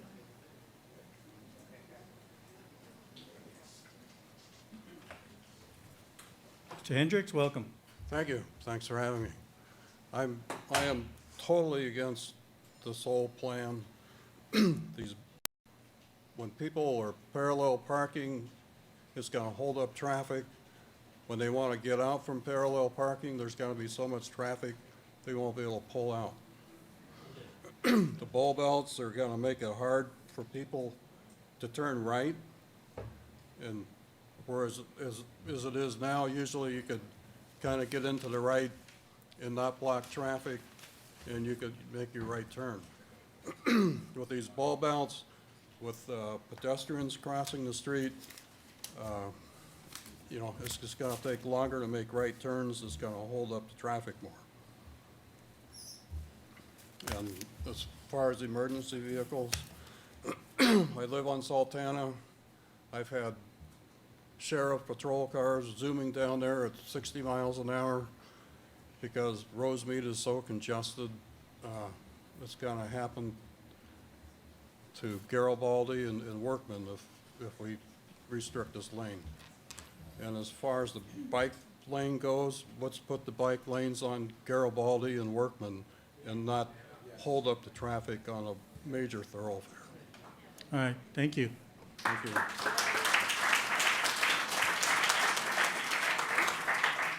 Brian Matsumoto. Hi, everyone. My name is Brian, and I grew up in Temple City. I definitely appreciate everyone's comments. I understand where a lot of the concerns and fears are coming. But I guess I just want to offer my perspective and share with you that it's important to understand that the city needs to design this. Brian, if you don't mind addressing your comments yeah. this way, because Sure. unfortunately, we're the ones that are going to be making the decision. So, Right. Exactly. All right, thank you. And Well, I don't know that that's a problem. We haven't made any final decisions yet. You may be happy with the decision. You never know. Right. I think it's important that we all remember that the city is planning this street redesign for tomorrow and not for yesterday. If it worked already and was full of vibrant businesses, then we would say, awesome, it worked. Like, I grew up here when there was the baseball card store and the hardware store and like all this good stuff that everyone talks about. But let's be real, people. Like, how many people in Temple City actually visit Las Tunas that often? Everyone here goes to Sierra Madre, Monrovia, Arcadia, San Gabriel. You know, I was just in downtown Burbank. It takes a sophisticated redesign to make your downtown street beautiful. And I just ask everyone to be objective and see what you're defending and not accept mediocrity in our town. Because growing up here in Temple City, I always wished, you know, Las Tunas would be cooler, but the reality is most of us really go elsewhere. And to believe that, you know, businesses will invest just because, while, you know, ficus trees look like tortured hands or like lollipops on a stick, there's no reason for the city to maintain nuisances year after year. So I want to share that I was on the design team in 2012 because I'm a landscape designer. Yeah. Yeah. Yeah. Right. Come on, really? Yeah. We're not booing, are we? Right. Just look, we let everyone else speak. Can you at least let the gentleman finish? Give him that respect. Right.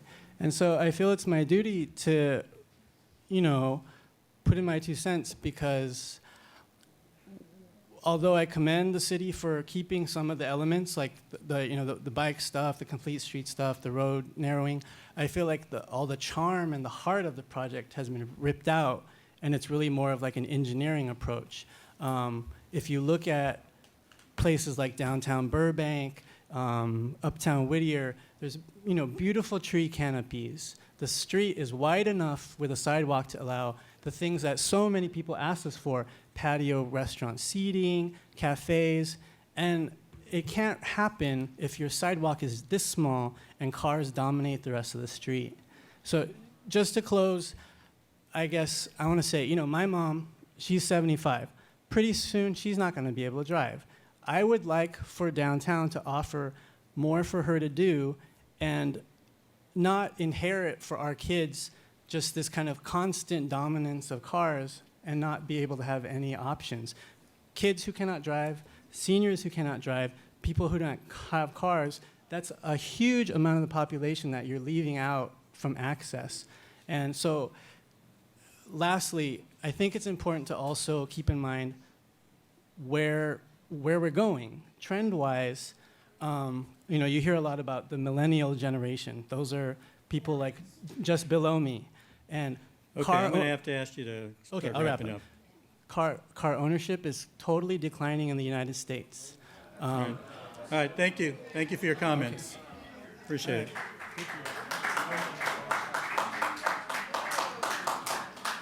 Okay, Elizabeth Castro. Elizabeth Castro?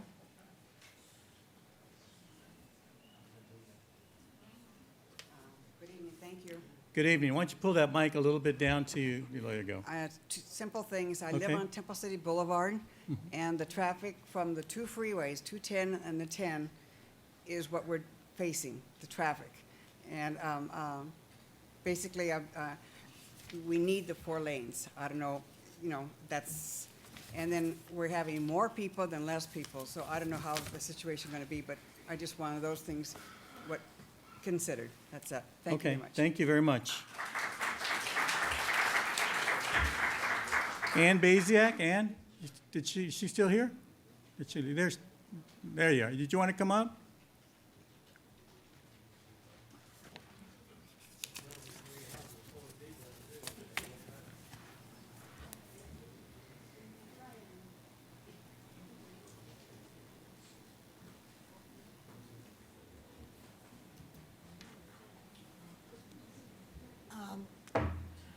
I just have a couple of comments. Ann, pull that mic a little bit down, a little bit further. There you go. Thanks. Thank you. On the bike lanes, they were supposed to go in east and west on Las Tunas. My question is, why weren't they going to go north and south so that Oak School kids and Temple City School kids could use them to get to school?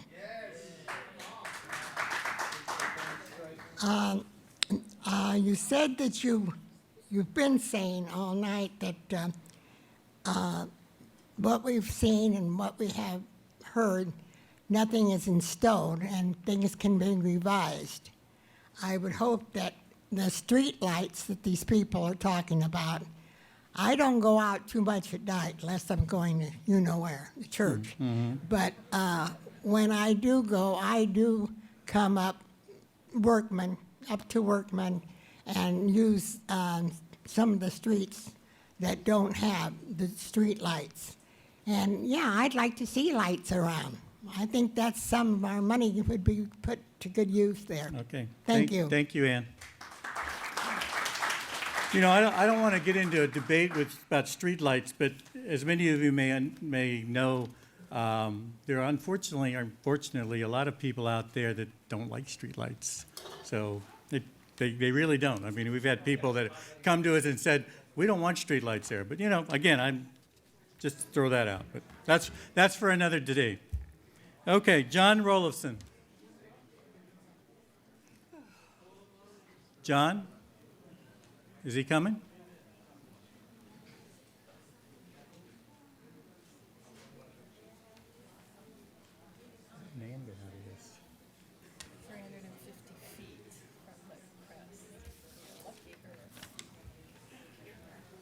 Welcome, John. Hi. I would like to say I have agreed with most people tonight against what you want to do. But Okay. one thing I can't understand is how 7 people can do everything and do what you want to do when so many people are against it. My point is this, and that's all I'm going to say, is I think this is important enough. It should be an election issue by all the people in the city of Temple City.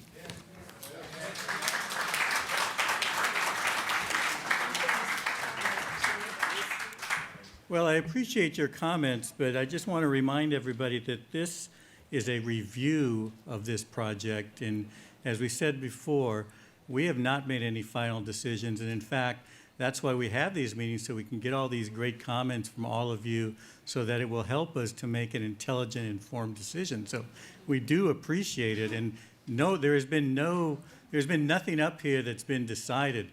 We have to start somewhere. In other words, we heard from the people earlier, as was mentioned, and people at that time and the previous meetings have indicated they would like to see something happen on Las Tunas.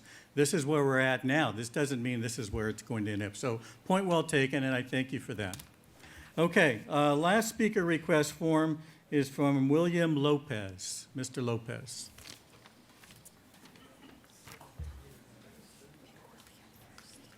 Mr. Mayor, City Council, thank you. Hi, thank you for coming. I'm not going to, obviously, you all are very intelligent. You know that changing the lanes is a bad decision. We've talked about bringing in businesses and vitalization. The only way we're going to bring more businesses in is more parking. Pasadena did a good way with that in their old town. They built parking structures on their parking lots and brought in more businesses. I've lived here in the city for quite a long time. I saw the effect when we changed the sidewalks on Temple City. I saw the businesses close afterwards.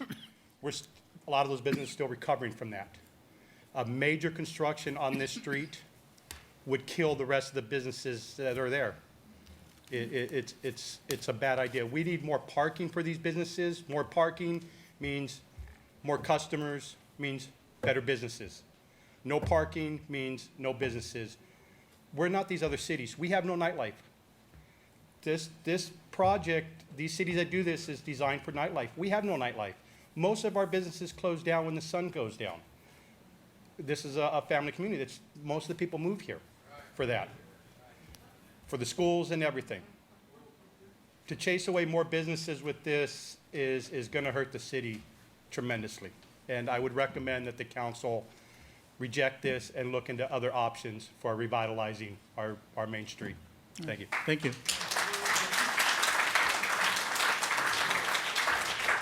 Okay, do we have any other speakers? Mary, come on up. Okay. What would a meeting be without you getting up to say something?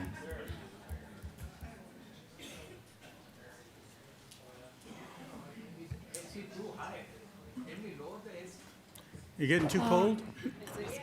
Mary Coqueco, All right, Temple City we'll resident. take care of that. If we can get the AC, maybe someone in the back. Is Brian back there? Yeah, we'll take care of that. Thank you. I wasn't going to speak, but a lot of the things that people brought up here, I agree with, the lanes and all that. But this thing, as far as we go to Monrovia, every place else, why? Because there's nothing on Las Tunas. It's all the same. Restaurants, hair places, there is no place to go. It isn't that, and every place that the businesses that were there, they raised their leases and stuff. They were forced out, not because they wanted to go. I know that for a fact because I said, how come you're leaving? And they were mad because there's one carpet place, he's in Monrovia. He says, I fixed the front of my place and they raised my rent so high, he threw his money away. He has something cheaper in Monrovia near Home Depot.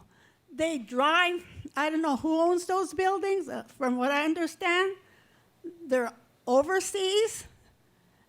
I think if in the years past, the Lieberts and everybody else, those people own the businesses. I don't know what's going on there now, but you have to, there's no place to go. Everything is the same. Maybe you should put, we can only have so many of this. Like some places, there's only so many businesses of one type. It isn't that we don't want to shop here, but there's no place to shop. Everything's all the same. And nobody brought that up. That's why we go, Monrovia and every place else. Okay, thank you.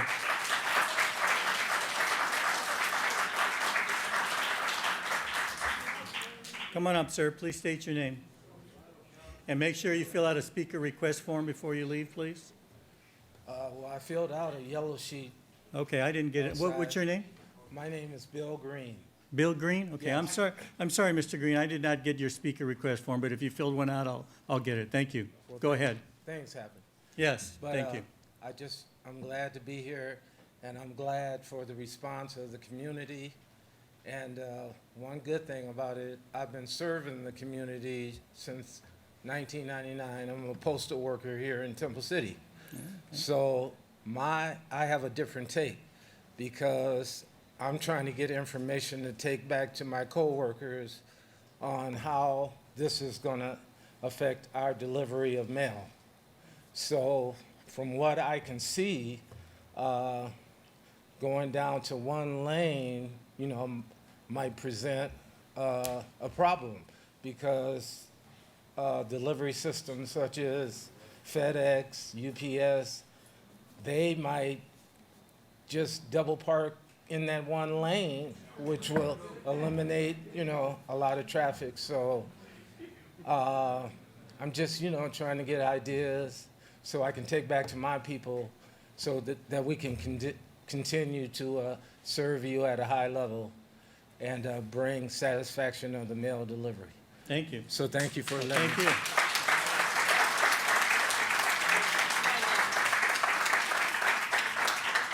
Okay, do we have anyone else that wishes to come up and speak? All right, well, come on up.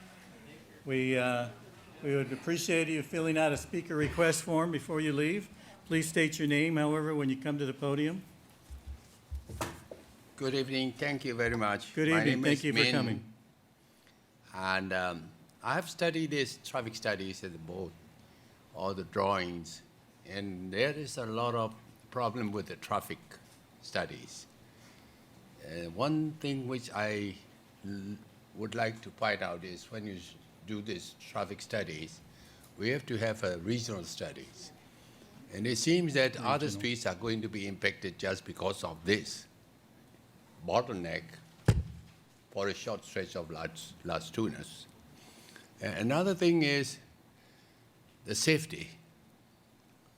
When you have the curbs, like we have on the Rosemead, if they are not well lit in the middle of the night, there will be a lot of accidents. That's one thing. Another thing is when you do the bike lanes, I would like to caution about the fact that we did at Caltrans that you do a lot of bike studies, but nobody is using that little short stretch of bike lane because there is no continuity.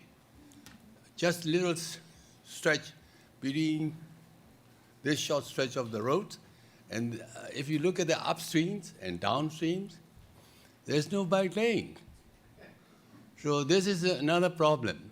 When you try to provide bike lanes for the complete street, coming down the street, slowing down the traffic, we have all kinds of concepts at Caltrans, and we have to study the bike studies. How many people are going to use it? And without this bike statistic, providing a short stretch is really waste of money. And I feel that many of the citizens want to have less impact on their local street, right? And we should study. I would agree with that. How the big city, how the schools are located. All right, we have to study the whole impact of the roads being used to go into this, and we have the shopping malls too. Another thing is, when you try to provide this type of traffic studies, I would like to see, is there any counter study of the traffic impact? Because we have one company doing this traffic studies, and we have another one as a second opinion.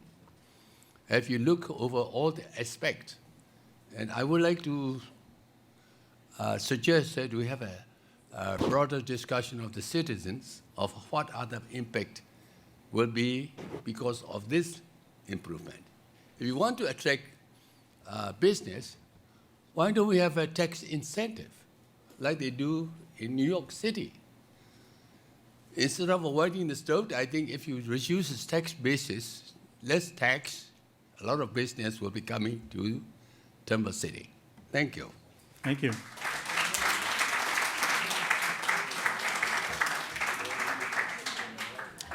Anyone else? Come on up.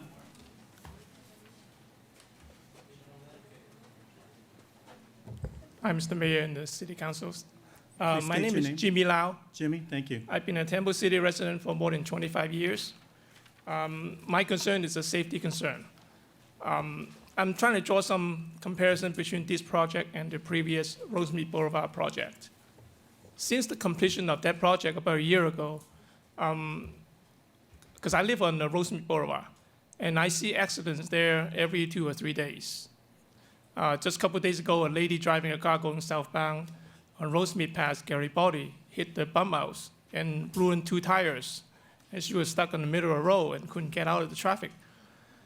So I challenge that validity of these traffic studies because previously we were promised traffic would be okay for the Rosemead Boulevard project, and it's not.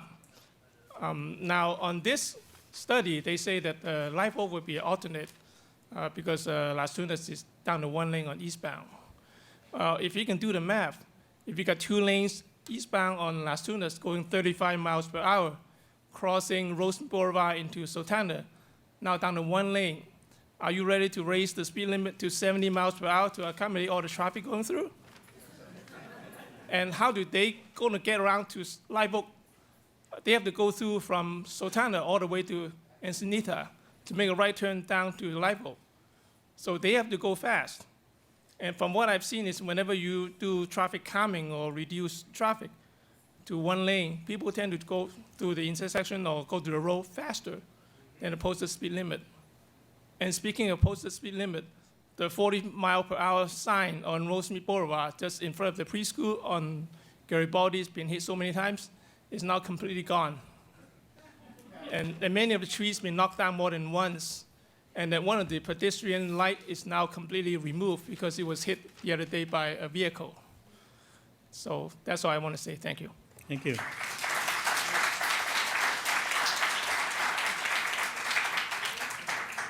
Okay, do we have anyone else that would like to come up and speak? Okay, I don't see anyone. What I would propose, it's been a fairly long evening so far. Let's take about a 10-minute break and give our staff the chance to put their notes together. And when we get back, we will address, I'm sure, most of the questions that have been raised and address many of the cards that have been submitted as well. So let's take 10 minutes.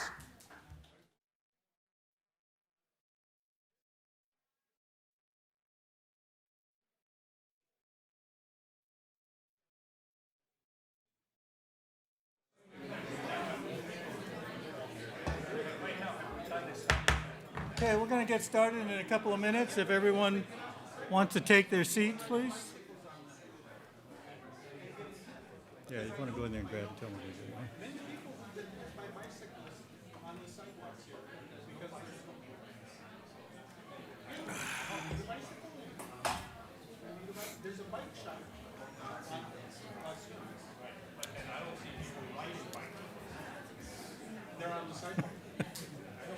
Okay, well, if we could get everyone to grab their seat. We have plenty of seating now. It seems to have thinned out, but that's everyone hopefully had the chance to speak and to be heard. So maybe they'll go home and watch the rest of it on TV.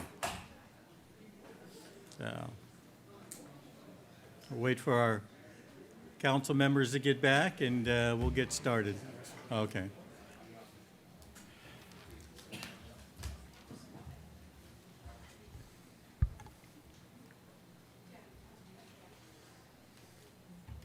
Yeah, if there's anybody in the foyer out there, just have them if they want to come in. We've got plenty of seats inside.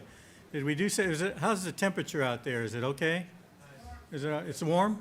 It's better? You know, we're under these bright lights and, you know, we got all that pressure on us, so we get a little hot. So we have to keep that cool air coming if we can. But if it gets too cold, let us know. That's one of the things we need to work on is the temperature control in this room. But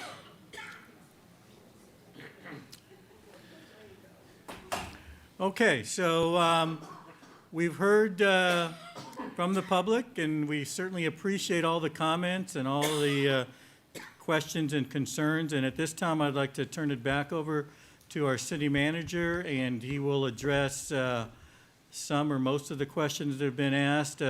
I know that there are a few questions that they will address individually to those who have left information, and they'll certainly get back to them on that. But Mr. Cook, if you want to go ahead and take over from here. Thank you, Mayor Chavez, and thank you again to the community. So the feedback that we got, we kind of grouped into specific areas. One was bike lanes, the other was landscaping and drought issues. The other was traffic and traffic diversion, and specifically speaking to what several members of the public talked about as the going from 4 to 3 lanes, the parade, funding and budget, timing, and then some additional in favor of the project as a whole. What we're going to talk to you about tonight is some of the questions, or answer some of the questions, is the validity of the traffic study, and if there was somewhat of a second opinion related to the traffic study itself. So I'll let Mr. Forbes kind of address that first issue. Thank you. With regard to the traffic study, we selected through a competitive RFP process. Kimley Horn was selected to prepare the traffic impact analysis, and they're a respected traffic engineering firm who does work all over the state and the country, for that matter. Because we contract with TransTech to be our city engineer, so they in effect are our built-in second opinion when it comes to studies like this. Kimley Horn prepared the study, and TransTech staff reviewed the study, and there were changes and corrections that were made through that review process. So we didn't feel it was necessary to send it out for another round of review, because TransTech basically serves as our second set of eyes for those things.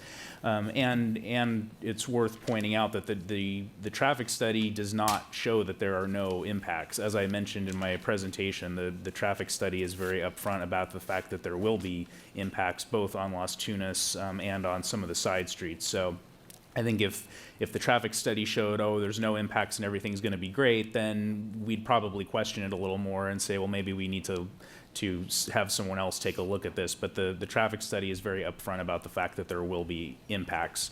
So we're comfortable that it is an adequate traffic study. A couple of, or a number of the comments were with regard to the side streets and why we didn't look at certain side streets, and Longden in particular. We had a lot of discussions internally with Kimley Horn and TransTech and staff about what streets it made sense to look at and how the traffic would likely divert. And it is all, I mean, honestly, it is all assumptions that you make when you do a traffic study, because you don't know for certain exactly where the traffic is going to go, but you come up with what you think is a worst case scenario and do the analysis accordingly. And the reason that we specifically did not look at Longden is because of the school on Longden, because there are a number of stop signs along Longden, and because the street is narrow at some points and curves at some points. We didn't feel that most commuters would use that as an option, and they would probably look at other streets to go on instead to avoid the school traffic and avoid the stop signs. So that's why we decided not to look more closely at Longden in the study. That was all I had on the traffic study, if you want to. Can I ask a real quick follow-up question Absolutely, to that? As you mentioned, most of these traffic studies are not, it's not exact science, and I wouldn't say it's speculation because it's based on actual numbers, but you never really know until, I guess, you do it. There was a earlier comment about making or creating a sort of a practice run, or when you contemplate changing, let's say, a streetscape, rather than before you invest the money and time into doing that, setting up kind of a comparison or part of a practice. Are you familiar with that process, or are there cities that have done that, or what are the issues regarding that? I come to mind right away that certainly you can't really recreate it exactly with cones and whatever, but you can maybe get close. Plus, maybe the liability issues of doing something like that too. Mayor Chavez, it's been mentioned before too, there is a city in Northern California that is looking at a pilot project to kind of test out this idea. And we've taken a preliminary look at that as well. If that's something that we want to consider further, we can take a look at that. It's Menlo Park. That's good. Thank you, Councilmember Matt. Morgan Hill. And where is that located? It's in Northern California. Northern California. And It's near San Jose. Okay. South Is it of San Jose. how large a city is it?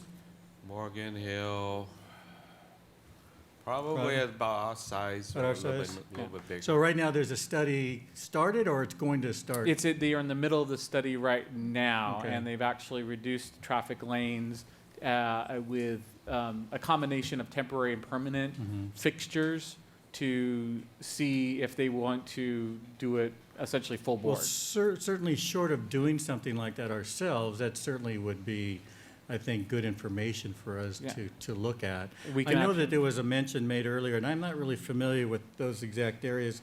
South Pasadena has done something similar to that. Are you aware of yeah. that? I wasn't aware that they had done something like that in South Pasadena. on Mission. Along Mission and then along Fair Oaks as well, they've done some significant. Because I've been down Fair Oaks, it appears to me that the lanes have not been There changed. are some bulb outs throughout Okay. Fair Oaks as well. There are some changes to the design of the street that have happened over the last about 3 or 4 years, and along Mission as well, to invite a sense of a downtown function. Yeah, the Mission area, I Yeah. know, yeah. Okay. Yeah, Mr. Mayor. Yes, go let me ahead. just add one thing. Actually, we have actually two traffic studies, and the original 2012 study, original study actually came with a traffic study while in a smaller scale, not a traffic impact study, not to the extent that we've done it this time around. Was actually done by a different firm, Nelson Nygaard. Actually, when I was on ad hoc, one of the things that we wanted to do was to actually double check that study, and that's why we called for this study by Kimley Horn. So, and then on top of that, we also, as a precaution, we also asked our city engineer, TransTech, to also monitor that. So, in other words, actually, the traffic study we had 2 traffic study, we have 3 traffic engineers look at the traffic results. So it's not. We're trying to do our due diligence here, and we understand, we appreciate all the comments. We know it's important. It's our own hometown too, so it's important to us that what we're putting out there is accurate. Okay. Thank you for clarifying Councilmember Sternquist, a question? A question regarding the traffic study on Rosemead Boulevard. So we had to have a traffic study on Rosemead Boulevard when we did that. Now we've had Rosemead Boulevard completed for quite some time. Was there anything unexpected on Rosemead Boulevard that surfaced that was different than the traffic study done at the time? Was it anything significant that we could possibly look to this project and see that there are some significant things that can come up that aren't, of course, you can't foresee the future, but I think that would give us a good sense as to, what we could expect with a similar traffic study on Las Tunas.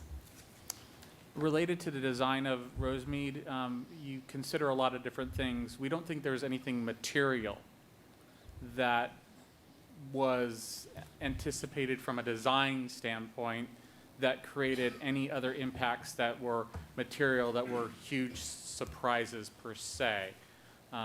So there's nothing per se that was, when the design of Rosemead, and some of the staff wasn't here for that, so there's a little institutional knowledge that's not here. But from our general understanding, is there was not anything that was substantially material that would say, holy smokes, we never anticipated that happening.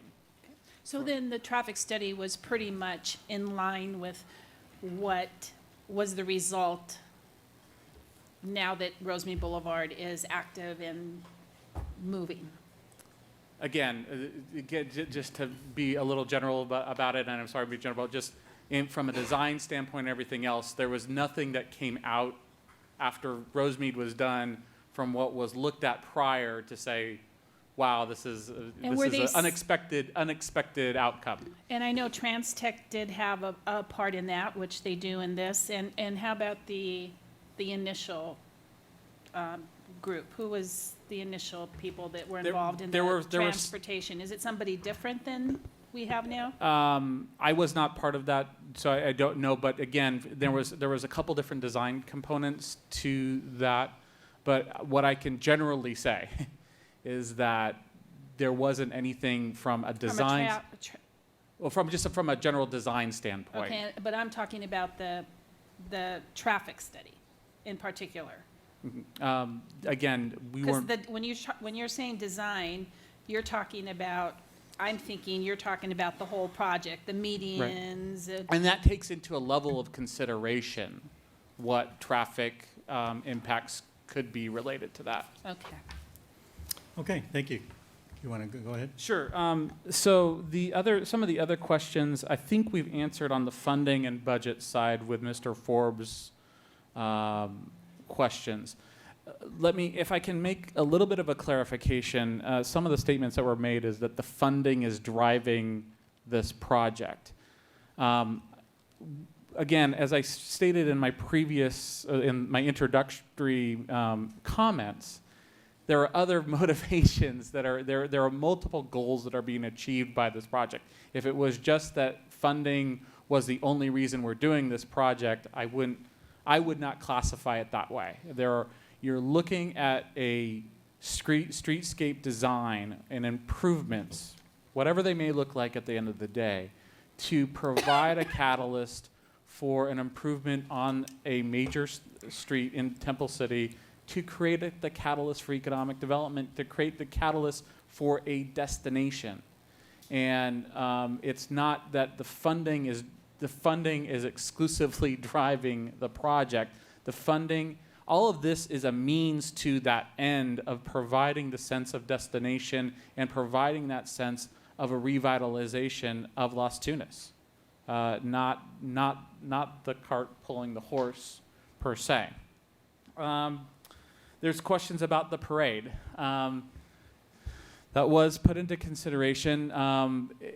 Cities have dealt with medians before. I've been in other cities that have had medians, including other locations throughout Southern California that I worked in that have actually had roadway projects that put medians in. It may be a little uncomfortable. It may not be what we're used to, but usually you find ways to actually make the parades happen. So a median doesn't destroy a parade per se. It makes it a little bit different, but because you're changing the routes, but people find ways. I'm sorry, sir? You go in some cases you go around. In some cases it becomes a little bit diverted. I worked for the city of West Hollywood. There are several types of activities there. Medians on Santa Monica Boulevard that were pretty significant, and they still continue to do many of their festivals and activities, which include traditional type of parade routes. Or you put seating on one side and use one side exclusively for parade. Like Exactly. in this case, you will have the parade on the left-hand side of the picture, and seating is on the right-hand side. And that's traditionally what. And if you go up the last part of the Rose Parade, where there's medians right where the floats are as well, you would see a similar type of configuration. So it wouldn't destroy the parade, it would just make it a different configuration. So related to bike lanes as well, there was a question about why aren't there protected bike lanes considered on Las Tunas? And I'll let Michael talk about that a little bit, but it was, in order to meet this kind of configuration, it was very hard to create protected bike lanes. So that's why you do not see the protected bike lanes. You see what would be painted bike lanes. And this picture, the cover picture here, kind of gives you some sense of why that would have to play out that way from purely a design and engineering standpoint. So the other question was about lost revenue related to the construction period. During most major construction projects, and this project itself also, budgets for a level of contingency that can look on how to, one, phase the project properly, and that's one of the considerations of what we looked at with this project, is how do you phase it to create the least amount of disruption as possible. One of the comments is that we kind of downsized the previous concept by essentially leaving the sidewalks and the trees.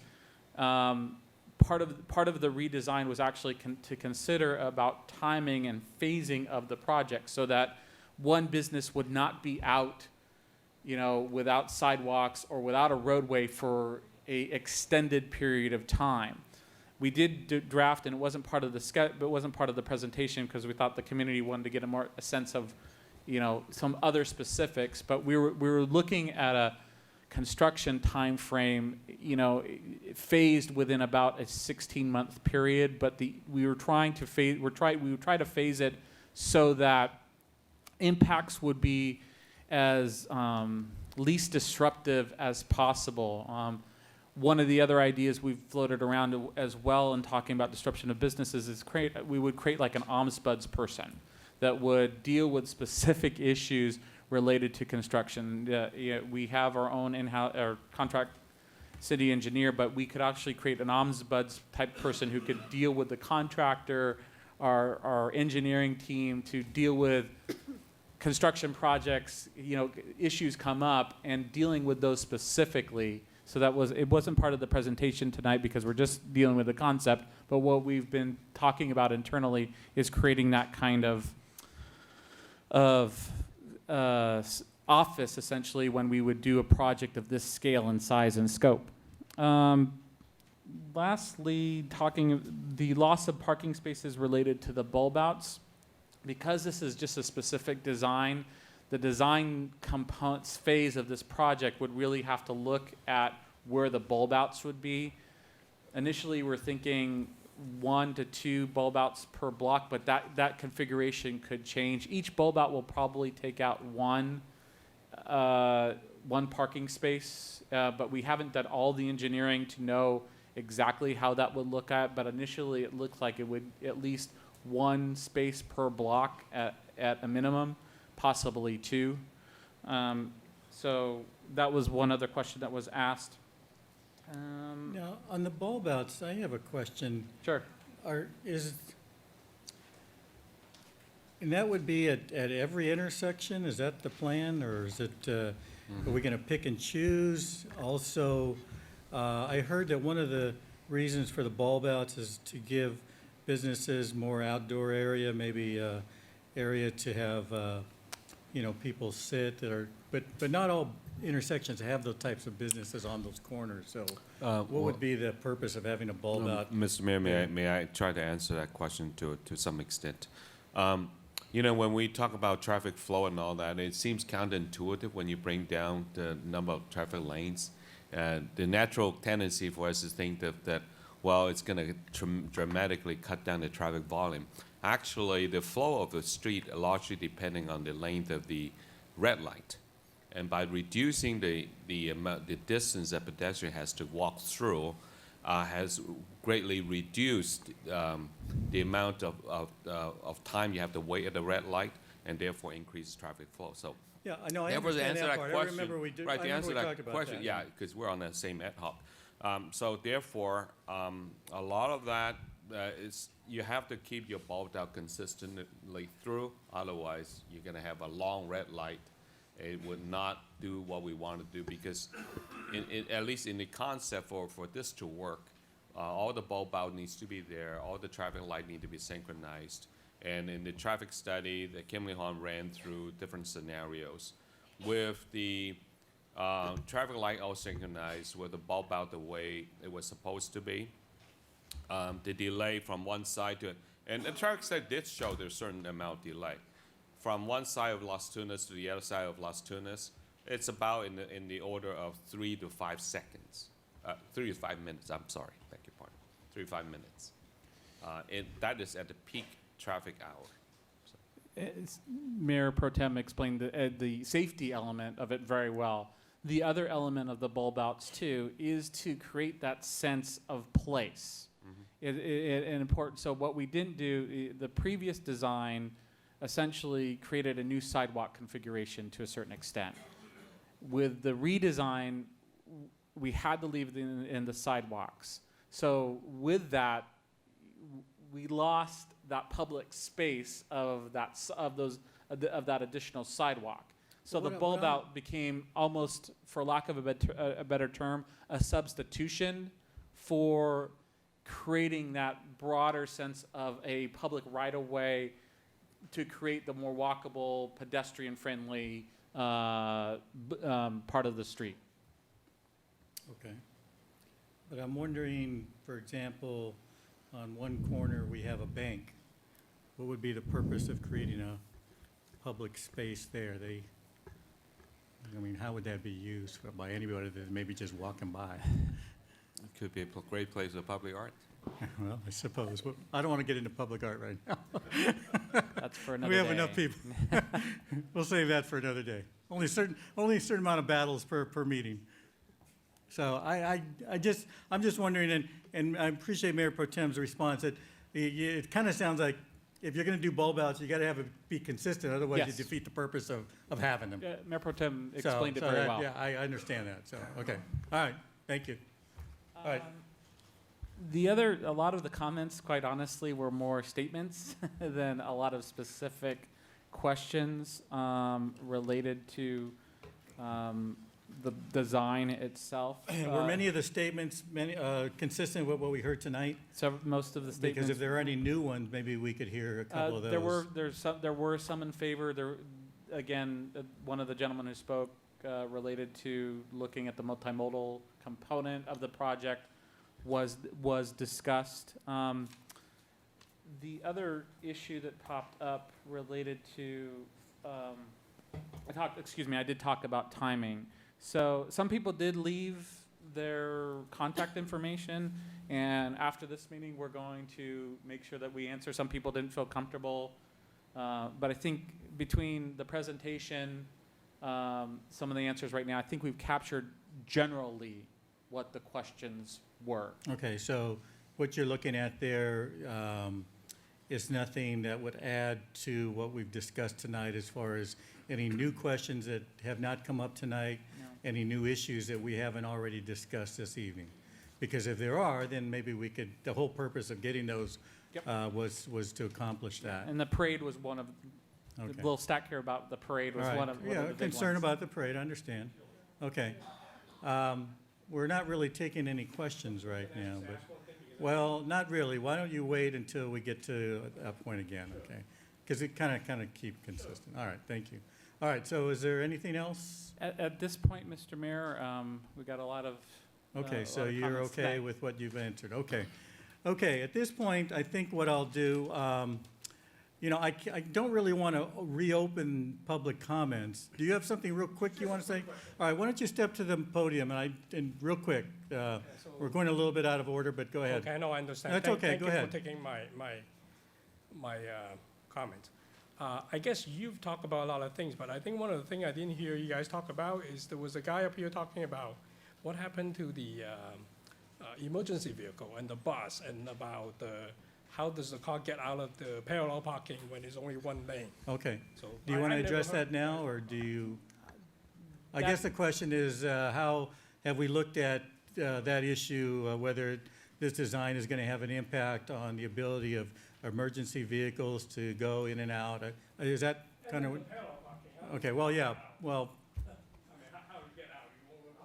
I agree. People can't parallel park anymore. Lost art. All right.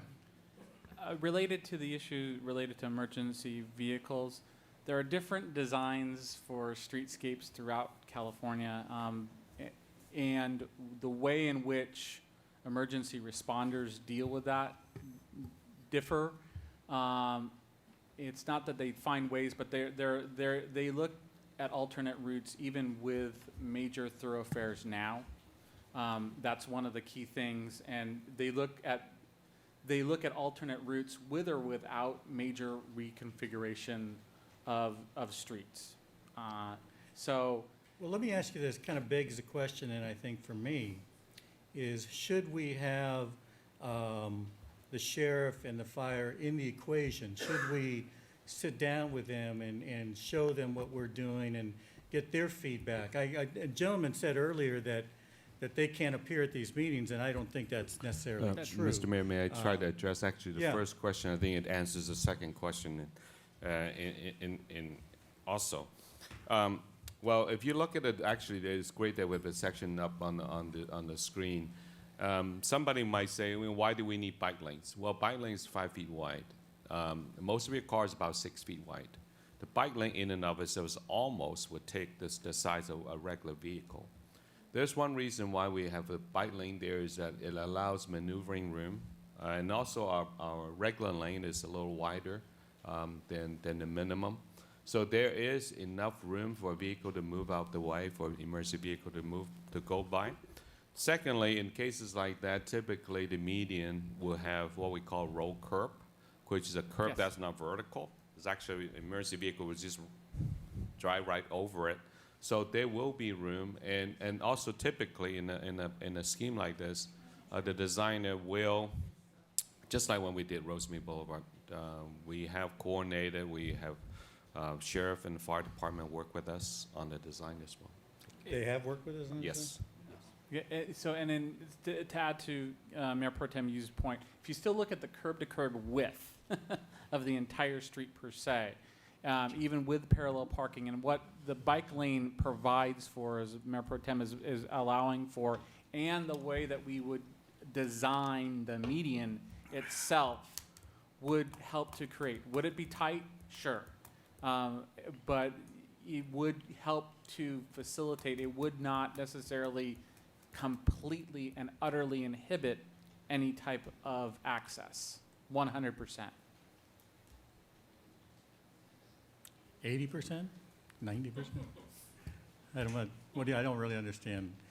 What I'm saying is that with the one lane and the configuration and using the bike lane as that, it can facilitate the use of emergency vehicles to access that area.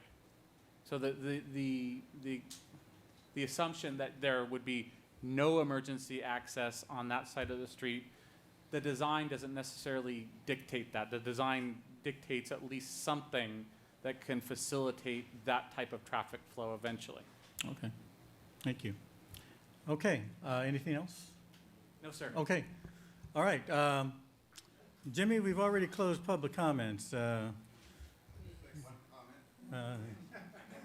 All right, go ahead, real quick.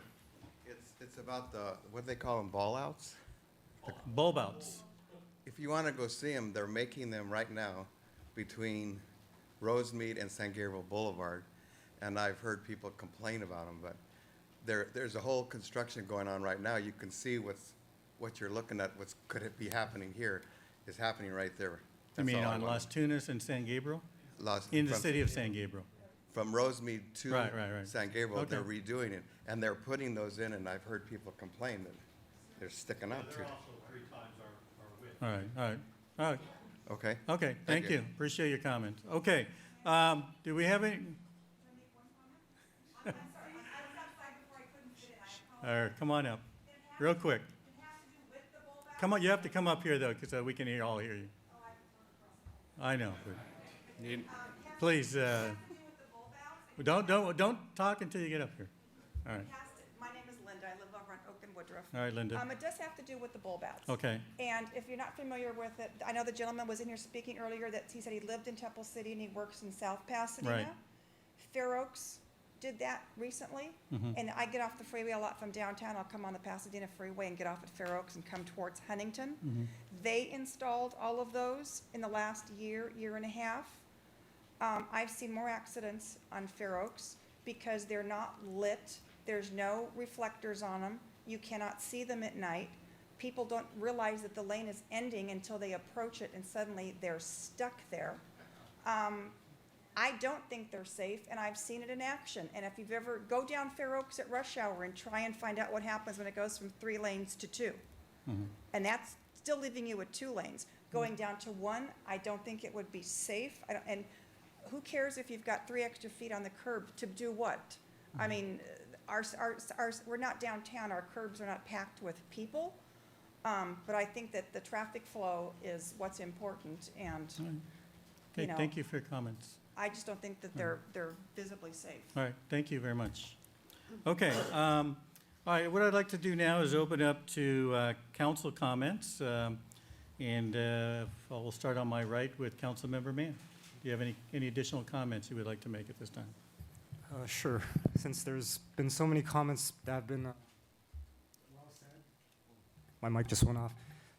There's been a lot of comments that have been said tonight, and I really appreciate everyone coming out, especially on a Wednesday evening, to express their concerns.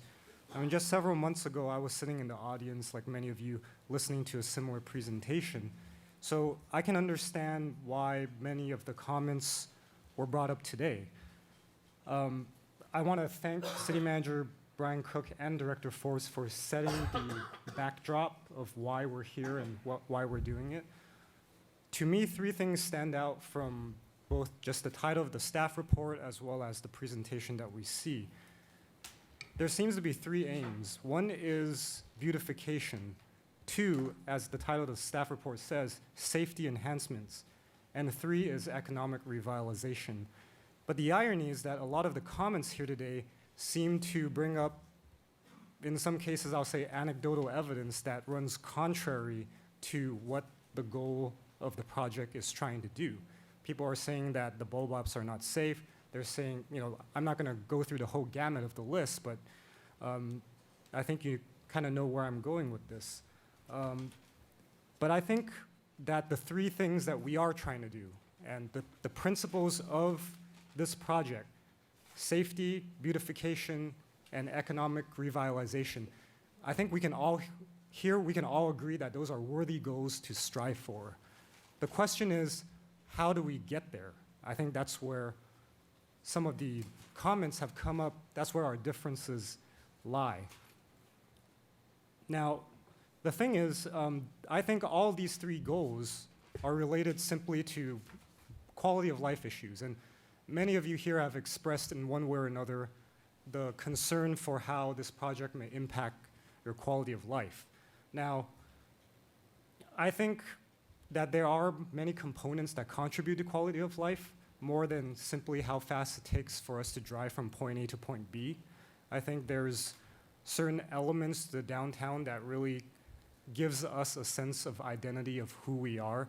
And having grown up here, I can relate to some of the people who've come up and spoken about how they've seen a lot of the changes throughout the years. So I myself have seen it change before my eyes within the last 20 or so years.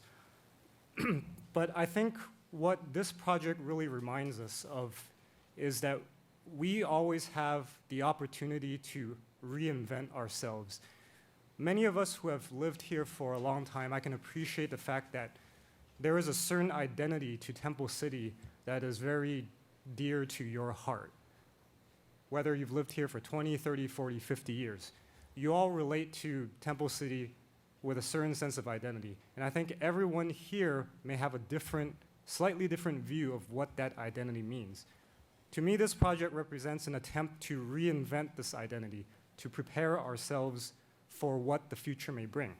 Now, we don't have a crystal ball. We don't know what that future is, but we can try to look at case studies of other cities that have either contemplated this transformation and see what the pros and cons are.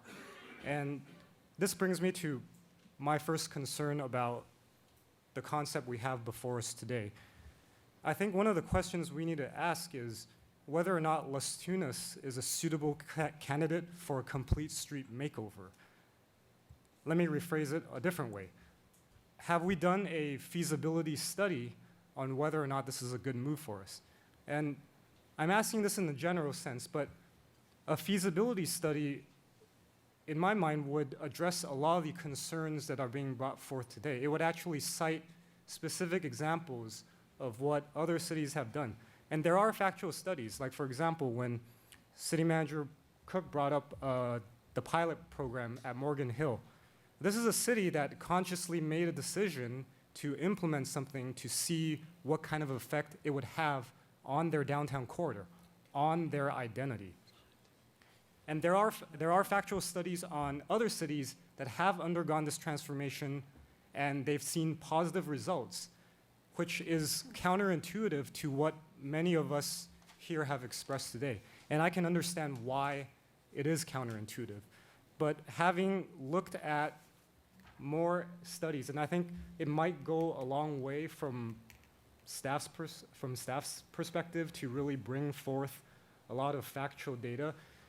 We don't have a lot of cities in the San Gabriel Valley area that have undergone such a large-scale transformation. I mean, this is a large scale. We're not talking about South Pass where they've only redone several, small blocks. We're talking the entire downtown corridor is being transformed. If we can look at factual studies and compare and contrast whether or not the ones that are successful as well as the ones that have not been successful, do they match the profile of our city?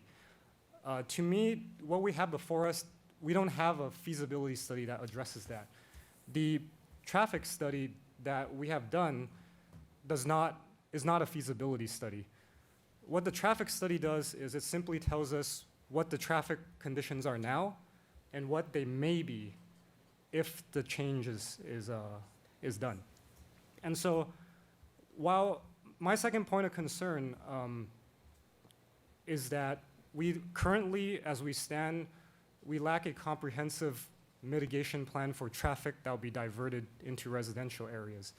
And I think to undergo such a large-scale transformation, and as many have expressed, I think a study and a plan needs to be in place to really give our residents some confidence that we're not sacrificing their safety or their way of life to improve one sector.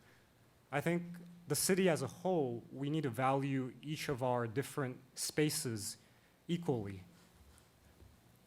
And so the study needs to go beyond simply saying that our residential streets have enough capacity to carry traffic. I mean, just because a street can accommodate a larger volume of cars doesn't necessarily mean we want it to be like that. Now, for the sake of discussion, if we assume that a feasibility study was done and it concludes that we are a viable candidate, one of my questions for the proposed concept is, why do we have two westbound lanes? Why not two eastbound lanes? I think when I read through the traffic study, it shows that there's a larger number of stops going eastbound during the rush hour traffic. There's a slower average speed. There's a longer average travel time. All that data points to the peak hour, the evening rush hour being more congested going eastbound than westbound.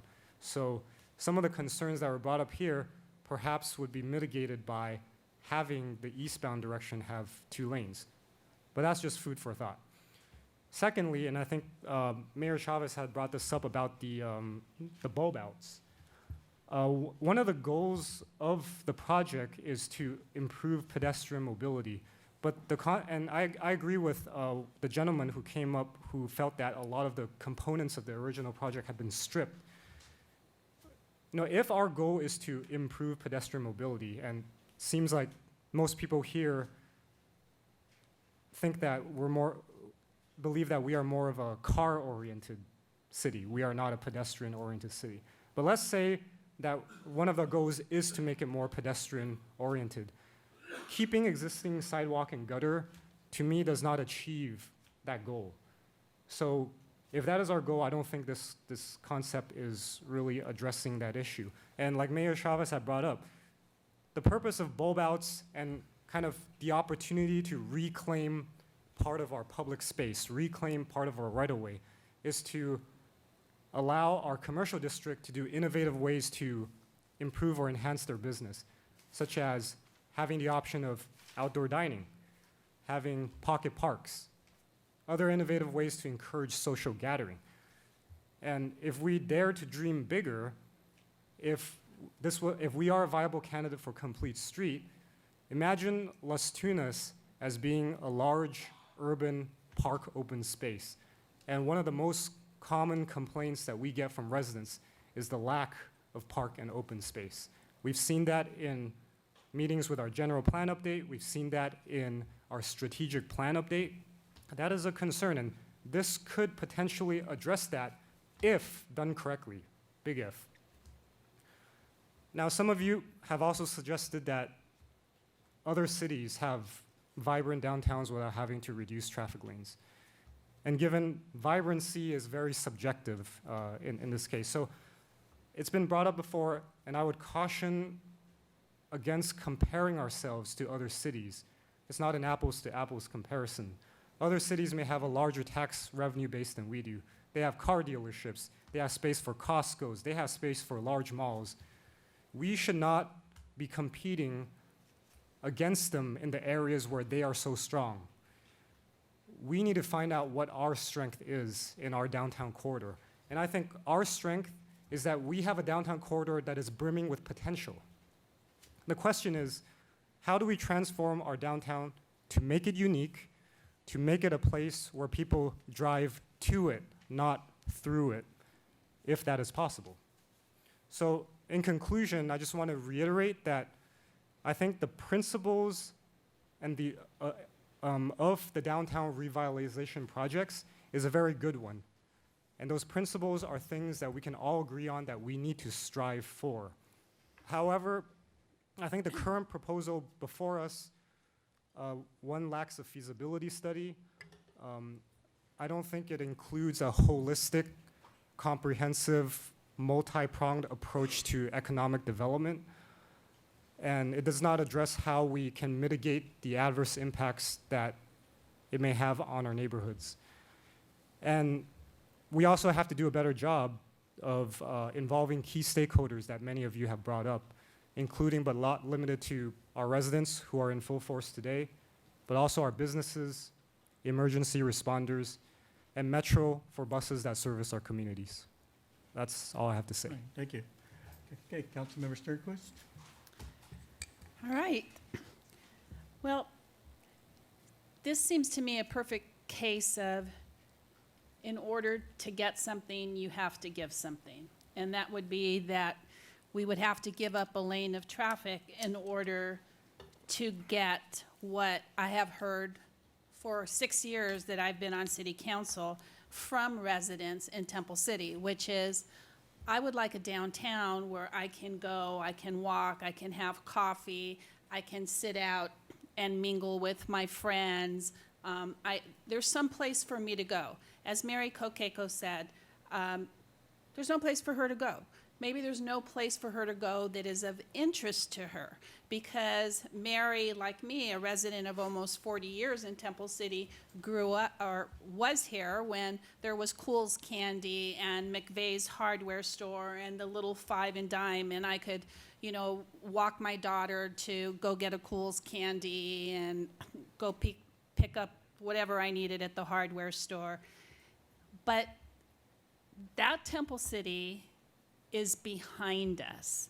And as much as all of us, including me, and I'm sure most of you out there would like to hold on to that Temple City, it's not here.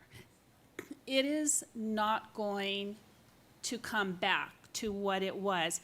And that's just the nature of commercial areas in the San Gabriel Valley, in Los Angeles County. They are changing. We were very fortunate for a very long time to have that small town feel.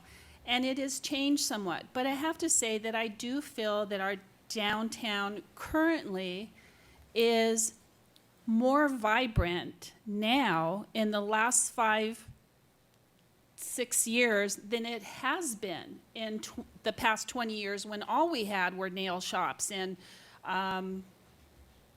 bridal shops. And now we have a mix. You know, we have a lot of different types of food, restaurants, maybe not to the likings of some residents, which would like to have more of a variety.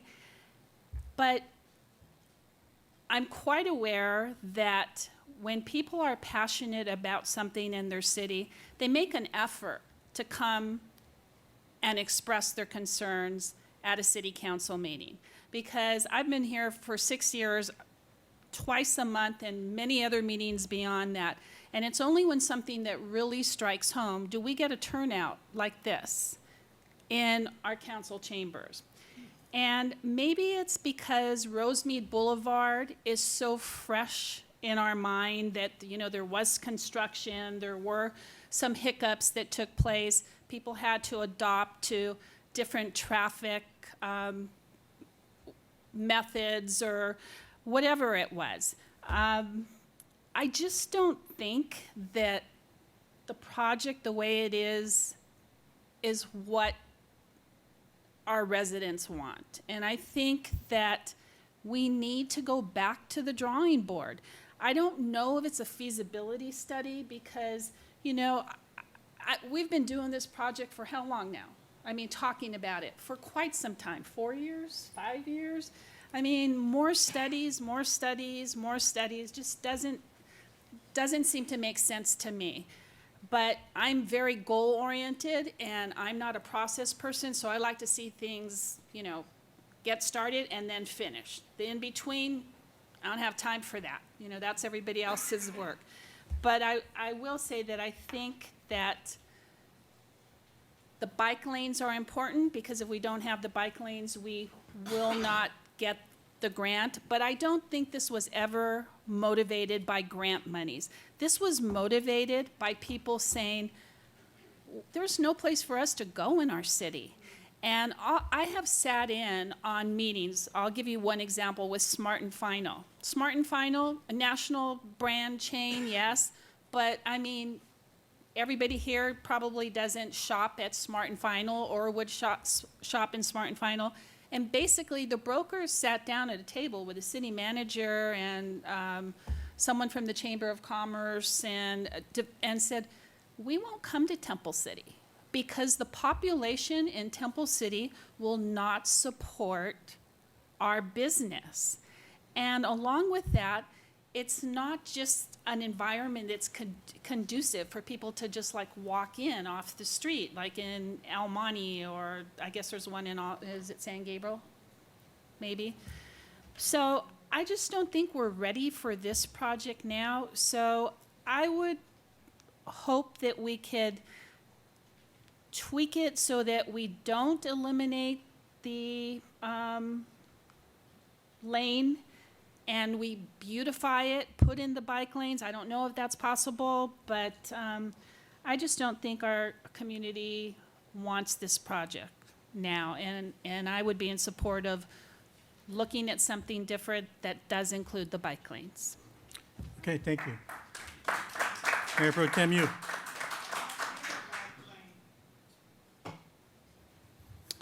Good evening, everyone, and I appreciate y'all coming up and expressing your concerns. I mean, this is democracy in action. But what I'm about to say, please bear with me. I may be a little different from some of you might have said, but I really would urge everyone to keep an open mind. The council didn't just come up with one day and get out of bed and think that, oh, gee whiz, let's just reduce lanes and see how much havoc we can create. No, we did not do that. This is a genuine attempt by the city council, because we heard you. I've been on the city council 6 years, 6 years on the planning commission. I heard plenty of you telling me that there is nothing in Temple City that you can go to. Now, by that I'm really talking about not just the most of you here. I'm talking about, I'm hearing from Asian Americans and other folks that we want a diversity in Temple City. I have been on this project for a long time. We have had, I think, 4 ad hoc committees, and I was on every single one of them. So I would like to give a little background. First of all, when I was on this ad hoc, I was with Councilmember Sternquist. And then later on, I was on the ad hoc committee with Councilmember Vizcarra. And then, well, actually 3 ad hocs, and now I'm actually on the ad hoc with Mayor Chavez. So I have had a long history on this project. And the genesis of this idea is really back in 2011, 2012. When we first came on the city council, when we walked the street, when we did our election, we walked the street, talked to so many of you, and every single one of you said, bring me back my downtown. We have done a lot of soul searching. We work with our staff, we work with our city managers, we work with a number of community development directors. we're seeking high and low. We're knocking on all doors. We're turning every rock out there. We talk to experts and non-experts. We talk to you. We talk to ourselves. We talk to our family, and we really try to find a way that we can bring back the small town most of us, when we ran for election, that's what we promised. We want to bring that back to you. And I think we did not want to just reduce traffic lanes. We found that Temple City really did not have a lot of unique characters, like Councilmember mentioned, that we can compete with other cities on strength. We don't have the space. We don't have the room for big box stores. We're not close in proximity to highways or freeways. Our population, like it or not, has shifted, a demographic shifted. We do have a large Asian population, and that means certain things in terms of shopping. I personally have had a shopping retail background. I spent a number of years in the private sector designing shopping centers. One of the most recent one that I worked on, I've since gone off and worked for the county, but one of my last project I worked on was a block in Orange. Because I think I know a few things about retail. The fact retail is that the retailers, national chains, are very, very specific. They have certain formulas, and they're very extremely conservative, like Councilmember Sternquist pointed out. Smart Farm just wouldn't come. Guess what? Because we're largely Asian. I told them that I shop Smart Farm twice a week, and they pointed to me, you're exceptional. Well, I don't think I'm that exceptional. I'm just like any one of you. But I'm saying all these things is to set a stage that we did not go out and turn this into 3-lane, 4-lane, just because we think it's fun. As a matter of fact, I racked my brains on this. As a matter of fact, the ad hoc committee visited 31 cities, 31 communities, just to look at different downtowns. Talking about vibrancy, see what other people do. We've done a lot of homework. We travel, far. We've gone to North Cal, we've gone east, we've gone back. The closest city, honestly, that have done this is city of Covina. They actually have reduced their street. We've seen various forms of successes, some not so successful, like San Gabriel. We, like Councilmember Mann was saying, we don't have a crystal ball, but I think we did not just come up with this just because we think it's we treat it lightly. We came up with this idea because we really think that we have a good chance of making Temple City a very special place.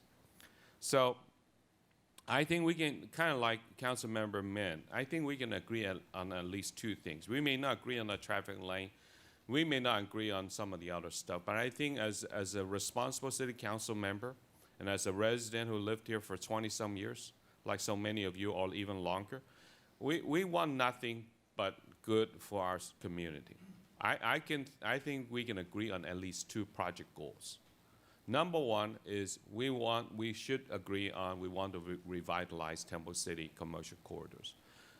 A lot been said, we can leave our Las Tunas alone and it will stay static. No, I would respectfully disagree with that.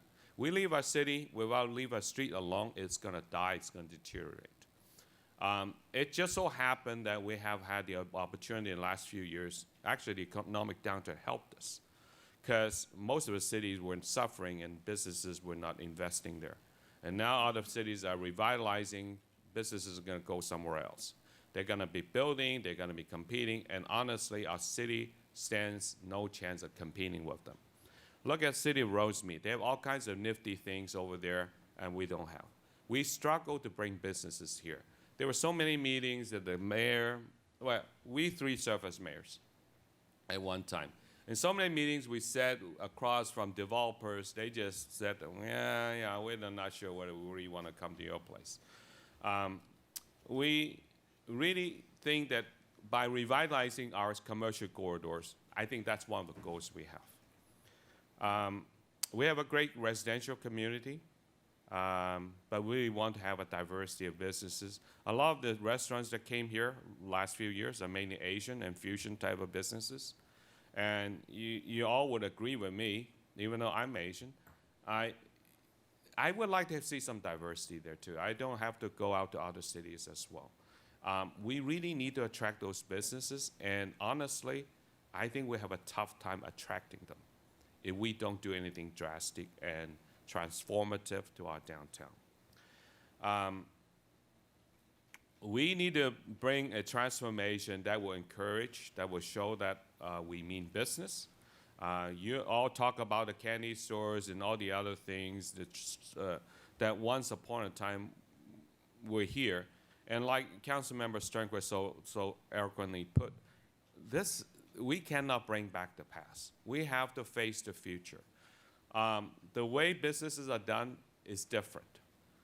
20, 30 years ago, you can have a downtown like this and you'll be fine.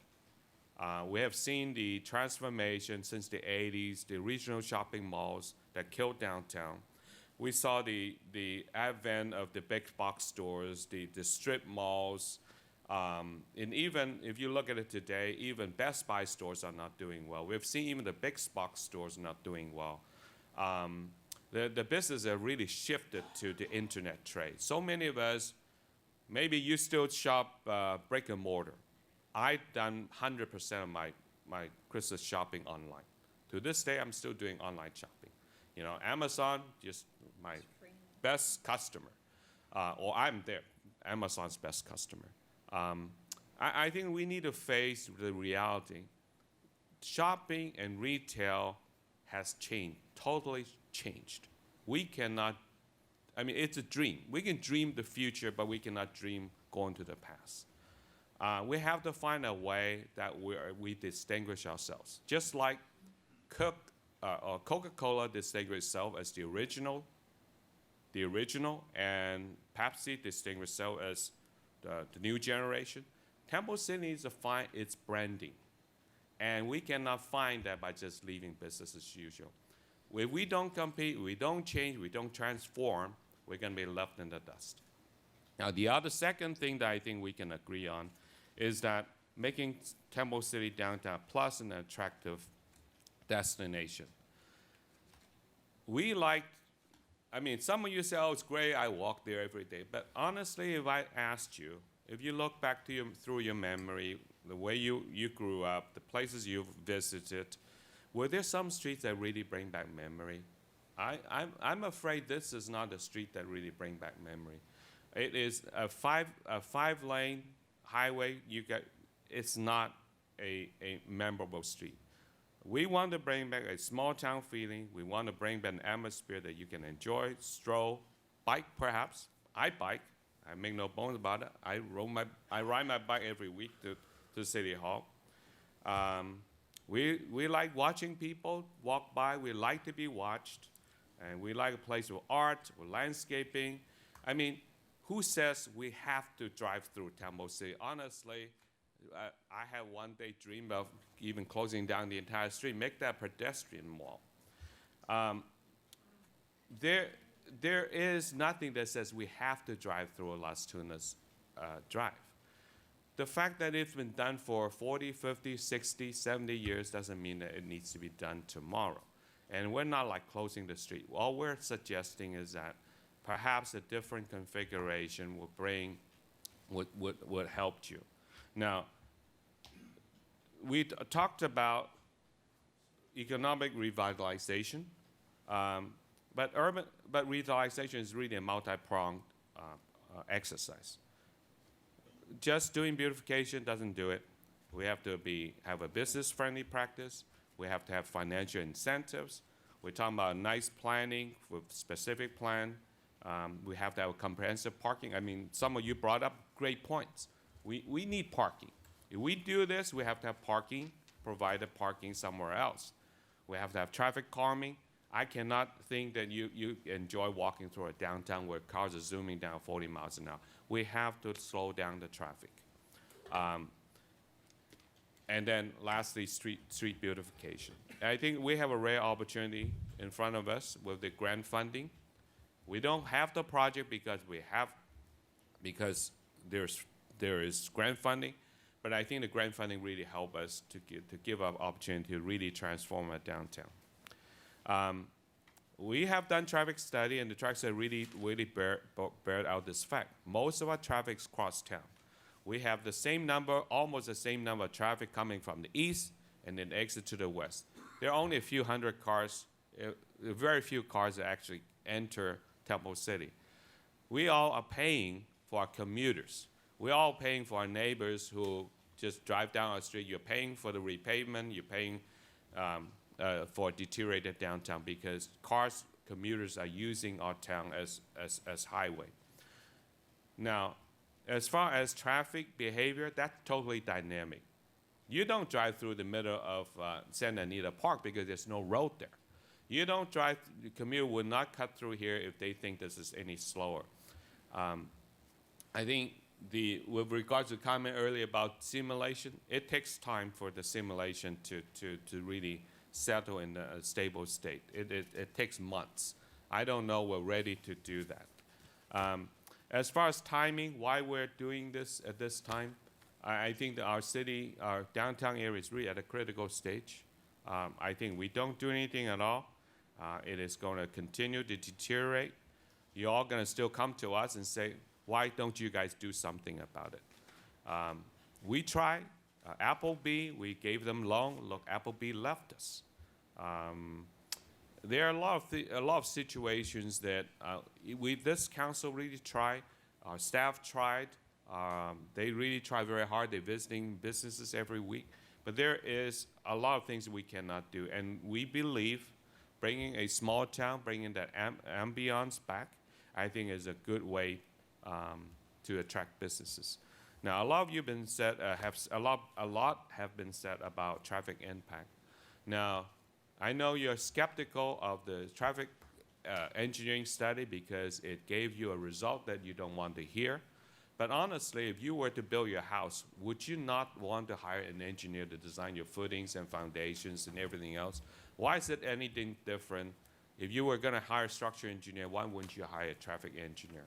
Same engineering discipline is both an art and a science. I wouldn't be so callous to design a footing myself without consulting an engineer. I think our traffic engineer with 3 engineering opinion, I think we have something that we can depend on. I don't think we need to do any more studies.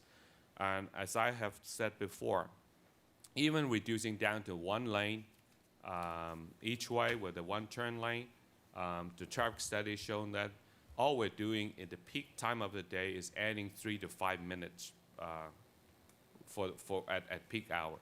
Now, we need to think for ourselves whether or not we should design our downtown, whether we should have our downtown depend on that 1 hour of the day when, most of the time, most of that is actually dominated by crosstown commuters. I think it's time that we need to claim our downtown back. We need to take back our downtown and make our downtown more home-like, more attractive to all of us. Thank you. Thank you. Probably saying, God, we got to listen to one more guy now, Stu? I'll try to be brief. First of all, I want to thank staff. They've done a great deal of work in getting ready not only for tonight, but through this whole process. As Mayor Pro Tem Yu mentioned, it has been a long process. This is not something that just come up overnight, and we've been looking at this for a number of years. And we've had staff members come and go, and a lot of it has been inherited, but I think they've done a great job, and I want to thank them for the work they have done. I also want to thank all of you out there. As Mayor Pro Tem Yu mentioned, this is the democratic process at its best. We are not the kind of city where council is going to sit up here and attempt to make decisions on our own, thinking that we know it all and we will do whatever we want. We've never acted that way, and I don't know that we ever will, at least not with this council and hopefully future councils. We want to hear from our residents. We've heard from our residents this evening, and I truly value all the comments that you've made. I'm sorry that I've had to cut some of you short, but we are getting late already, and I think hopefully everybody had the opportunity to be heard. One of the things I regret, though, is although we did hear from some of our business community, we didn't really hear a whole great deal from our business community. And really, if you think about it, this is the biggest. That's where the biggest impact is going to be on those business people. We're talking about Las Tunas. There's little, I don't think, of any residential on Las Tunas. And so, it's somehow we have to get them perhaps more engaged and hear from them. I know that our chamber is well represented. They do a great job, and perhaps we can enlist their help in getting the word out and helping to find out what they want. Our challenge, unfortunately, here is that many of our businesses are owned by individuals that do not live in Temple City.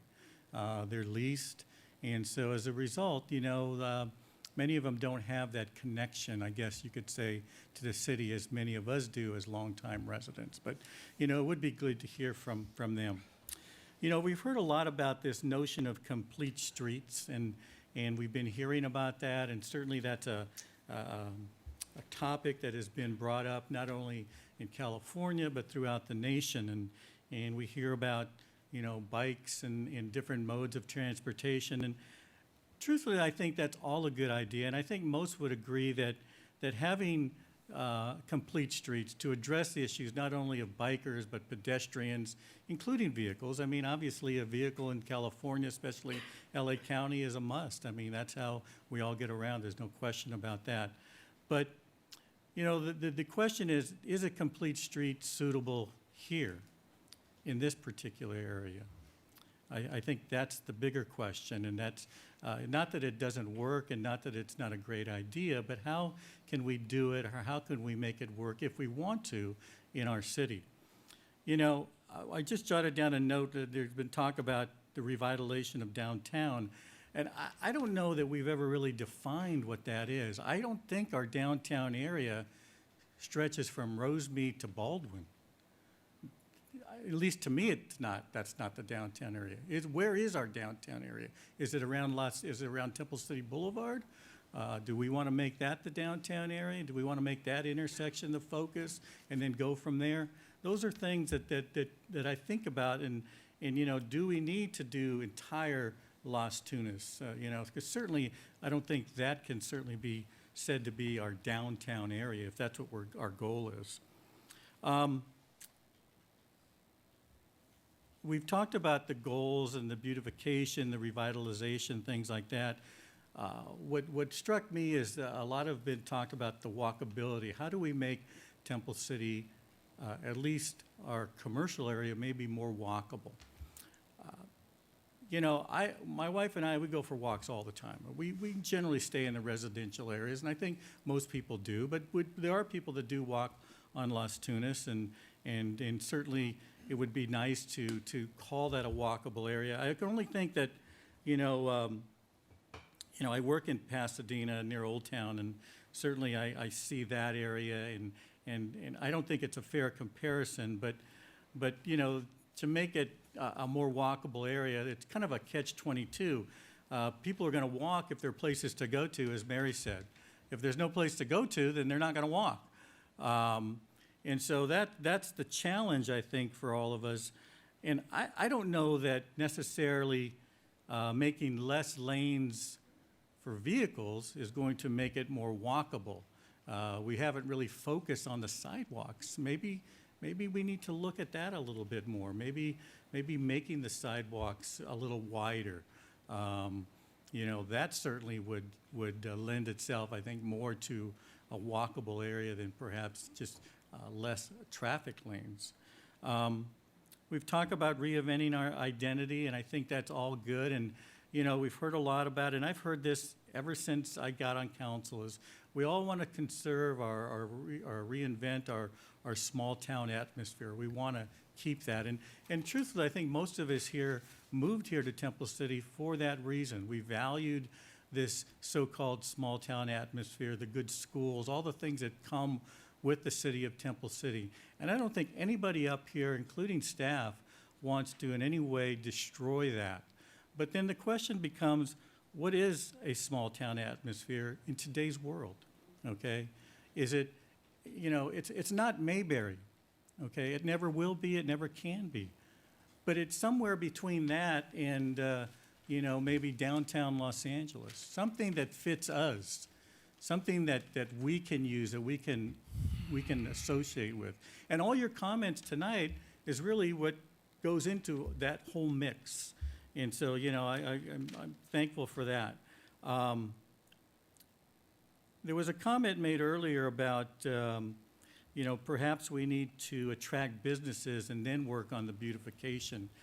I'm not really sure that's the way it works. I don't know that you would have much luck attracting many businesses unless they can see that, you know, we have dedicated ourselves to an attractive downtown area, or to making it a place where people want to go. Again, that's the challenge, you know. How much do we put into the beautification? What do we do to attract businesses? And I agree with Councilmember Mann's point when he says that this plan really doesn't address the impact on attracting businesses. It really doesn't. I don't know that that was necessarily a goal, but maybe we need to focus more on what we can do to attract new business to town. I'm kind of thinking to myself, and one of the things that I was rolling around in my mind as I became mayor this term was maybe to establish some type of task force or some type of group that includes not only residents but businesses, other stakeholders in the city. And we've done that before, and we've gotten some really good results and good ideas to maybe look at it from a wider big picture. What can we do, and how can we tie it in perhaps with the ideas that we want to do on Las Tunas? Because I really think they're two separate and distinct goals. And they don't always, you can't always get to one without the other. The bike lanes. I personally think they're nice to have, but only if they're going to be used. And I ride a bike quite a bit, and I'll be honest, I try to avoid busy streets. And I think most people do that ride bikes. They either go to bike paths, or they go on the river side or whatever, where there aren't very many vehicles. You know, I know that we have those bike paths on Rosemead Boulevard, and I was certainly part of the council who approved those. And I'm not here to say that that was necessarily a bad idea, a great idea. I hear what you're saying. I agree. I drive down Rosemead. I don't see a lot of bikes on that path. But they're there. Maybe somebody will use them one day. And I know there are people. In fact, I take that back. I have one individual who came up to me, a friend of mine. He doesn't live in Temple City, but he lives in Pasadena. He says, "Man, I love those bike paths you guys put in." And I said, "Oh, thank you." But, you know, it was one individual at least that used it. But I don't... I think the focus should be more on the bike lanes and maybe the residential areas. And staff has done a really good job about that. We've been looking at Safe Route to Schools, how to incorporate bike lanes into getting to our school locations and things like that, hopefully encouraging our youth to ride bikes. And, you know, I hate to say it, but that is the way of the future. People are riding bikes. I know it doesn't seem like they are, but our younger generation are riding bikes, are looking for alternative ways of saving on gas and the atmosphere and things like that, and one of those is to ride bikes. So I don't think that we can totally ignore that, but we have to work that into something that we can use or that will be used. And I'm really not convinced at this point that the bike lanes are going to be used on Las Tunas. We all agree on beautification. I think that's not a question. I think, you know, we all want to be proud of the city we live in. We all want to say, oh, yeah, that, you know, one of the things people drive, and this is one of the things about Rosemead Boulevard. I know we've heard some negative comments about it, but when you're in Temple City on Rosemead Boulevard, you know there's a difference. When you enter from Rosemead, the city of Rosemead, and come north and you enter Temple City, it is a significant change, I think, and it's a beautiful change. Same way if you're coming south on Rosemead Boulevard. People know that they're in Temple City. And I think, you know, we can feel proud of that. And that's really what we're trying to do on Las Tunas, is to create an atmosphere, a place where people can be proud of. But the takeaway from it, or the balancing, is that how do we do that and also not have that impact on traffic and things like that? You know, and it's not an easy answer. It really isn't. And that's why we have these meetings to discuss those things. The Camellia Parade, you know, as the former chairman of the Camellia Festival, I have some special memories and thoughts of that. I don't really want to do anything that's going to affect that parade. I know it's only one day a year. but, well, the parade is one day. But, you know, we've started using, as you know, we've started using Las Tunas for other events. We've had the Lunar New Year event, the whole weekend, and what impact is it going to have on those events, having these medians in there? I don't know. It may not have a great effect on that. You know, when it boils down to it, you know, I think, you know, common sense goes a long way, and maybe we need to back up and use some of that common sense and some of these ideas and really look to see what we're doing and how we're going to do it. I like the concept. I'm in favor of the concept. I don't think we're there yet as far as how do we implement it.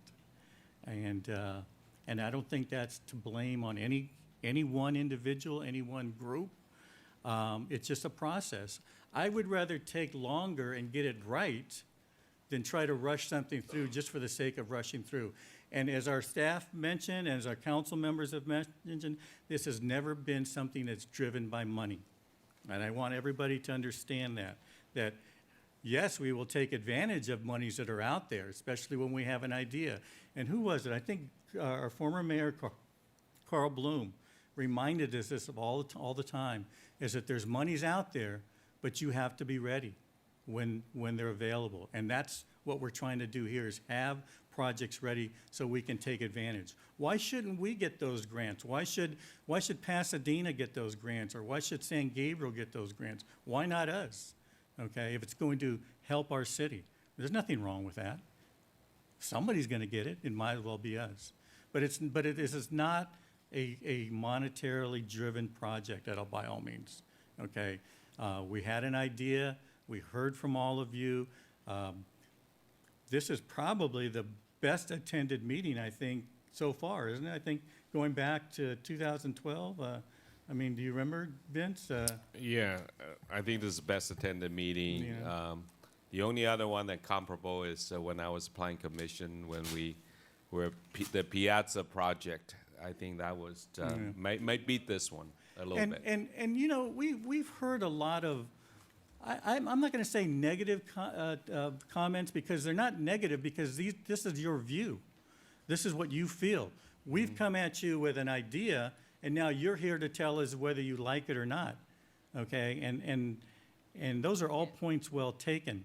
But I think we still need to go to the drawing board a little bit more and not just say, okay, let's forget this project, but let's see what we can do with it, how we can make it better. What can we add to this that we will all be proud of and we'll all be happy with? You know, you're never going to please everybody. I understand that. There's just no way that's going to happen. But if we can at least, you know, do what we believe is best. After all, that's why you elected us, because you believe that we would make those decisions, again, based on information that we have, and not just make them on a whim or just because that's the way we like it. And I can guarantee you there's nobody up here on this dais that has that point of view, okay? And I think that's the plus, and that's why we do these types of things, and that's why we hear from you. And so, in conclusion, like I said, I like it. I like the idea. I want to keep moving forward with it. But I think one of the things that's mentioned was this couple of the studies that are being done. Maybe take a look at those, see what other cities have been doing. I'm not sure I agree with Vince. I don't know that another feasibility study per se is the best way to go. We've done a lot of studies right now already. I think we can make decisions based on other information. You know, experts are good. You know, I use them a lot in my line of work. There's no question about it. But we've heard from them, I think, and now it's a time to really sit down and think about what's best for us based on the information that we have. So, with that, City Manager Cook, I think you're looking for some direction tonight. Go ahead. Well, I think one of the goals again was information gathering, putting this out, getting some feedback. I think we've gotten that feedback. So in terms of direction tonight, it's not completely necessary, but Well, I don't think- want to see this put on some shelf No. and just die. I No. don't think any of us want to see that. I think I think at least, and I'd love to hear from other council members as far as where we go from here. But take what you've heard tonight, I think from us and from the audience, and let's take another shot at this. I don't know how long these studies that you've talked about in the other cities are going to take, or where they stand on that. Perhaps maybe updating us in the very near future about what's Yes. going on there, and then maybe have another meeting just like this. We love to see you guys. I mean, we don't like to sit up here and see a empty room. It feels like we're not reaching, although I know people do see us on TV, but this is great. Yes, sir, I'll call on you, since I'll act like a teacher right now. I'll call on you, get your hand up. Go ahead, quick response.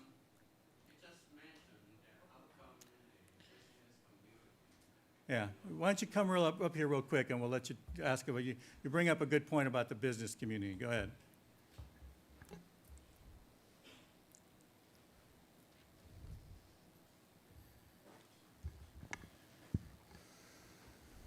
Real quick, go ahead. Mayor, Council, Mhm. my name is King Lam. I'm from the business community. Okay. Okay. Great. Now, you mentioned how come the business community is not, reflecting Mhm. point of view. I'm going to give you 2 point of view. One, You get to speak up a little bit. okay? Okay. Basically, is this, okay? When you have a project, I'm an insurance professional. I'm an insurance advisor. Okay. There are two things. Look at, I don't know if the designer have thought about the risk factor when you design something. If you look at the plan, there are 2 cars pancaking the cyclist. I don't know whether you could think about, in case something happen, will that consider as a liability to the city? Well, I can answer that question very quickly, and that is, everything we do, we always look at the liability aspects. There's no question about that. Okay. We have to do our due diligence, and I think we have.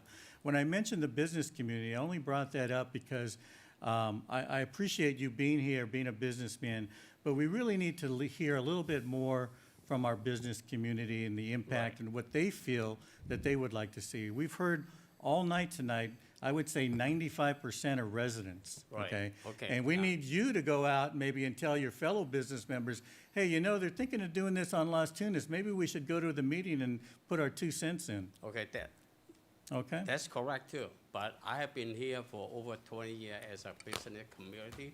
I went through all those processes when several city council in the past, maybe they are too old, too conservative.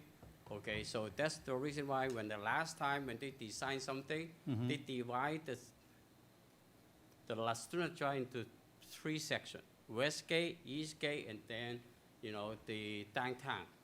If you put something in the restricted area, you are not going to develop the whole space. Well, and Because that's the Las reason, Tunas okay, Drive is already again, and I appreciate your smaller. comments, and we're a little past that, but as I said, we have to decide what is the downtown area, is it going to be the entire Right. stretch or not? So But what I would urge you to If you do, don't limit your thinking into a small space and setting up different city code to allow different kind of people, different kind of business coming in and put restriction on it, you are not going to develop into a big all business right, well, district. that's for another, I don't think anybody here has said anything about putting restrictions on businesses at What this he's point. talking about is the downtown specific plan. Well, yeah. Right, yeah. okay. Well, those are all Because things I that are have part of the some process. potential client, they go to get a city permit.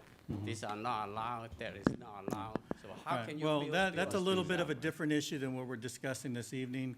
But I thank you for coming, and I would urge you to try to convince your fellow business colleagues to That's come out as most well. of the business people are thinking. All right. But they are not. All right, well, not I'd like to hear from them. involved I because know of you, that. you think you know what they're thinking, but I would like to hear from them specifically. So thank Okay. you very much for your time. All right. Okay, Thank you. Thank you. All right, I'm sorry. You guys don't want to end, do you? All right. All right, come on up. Do you mind? That's my meeting, you don't mind, do you? The reason I wanted to come up is I actually took the time to go from all the businesses from Cloverly all the way to Golden West on the south side of the street on Friday. And I talked to most of the business owners. There were a few businesses that were closed. The majority of them did agree. They didn't like the lane reduction. I actually am sad that they're not here because most of them said, yeah, we're going to try and make it. So maybe we just need to look at, well, why is it? Is the time bad or what? But I did get some feedback. I agree, I agree. I'll- And unfortunately, you know, we call that, what people tell you, we call that hearsay. So. Hey, I just want to let you know that I did talk to them. All right, but no, I appreciate it. That's a lot of good work. Thank you for doing that. Maybe we can hire you for future stuff, okay? But thank you, and but that brings up the good point, is we need to hear from those people, and we need to find out why they're not here, perhaps. All right, one last comment, and I think we're ready to wrap it up this evening. I somewhat dislike the statement that people are using Las Tunas and they're just blowing through it and using our pavement and we have to keep maintaining it and that kind of stuff. When I look at where I live in the center of San Gabriel Valley, I use the north roads, I use the east roads, I use the west. I've got to start off in Temple City. So moving traffic and getting the signals better is important. But the other thing is, I don't know of any other cities that has confined my travel on a major thoroughfare by cutting lanes. Well, we haven't done that yet. No, I know Okay. that. All right, now everybody's going to take that. Well, they did it, I guess. No, we haven't done it yet. No, but it's important for us to keep up our share. First of all, we live here and we have to use those roads. And second of I all, agree.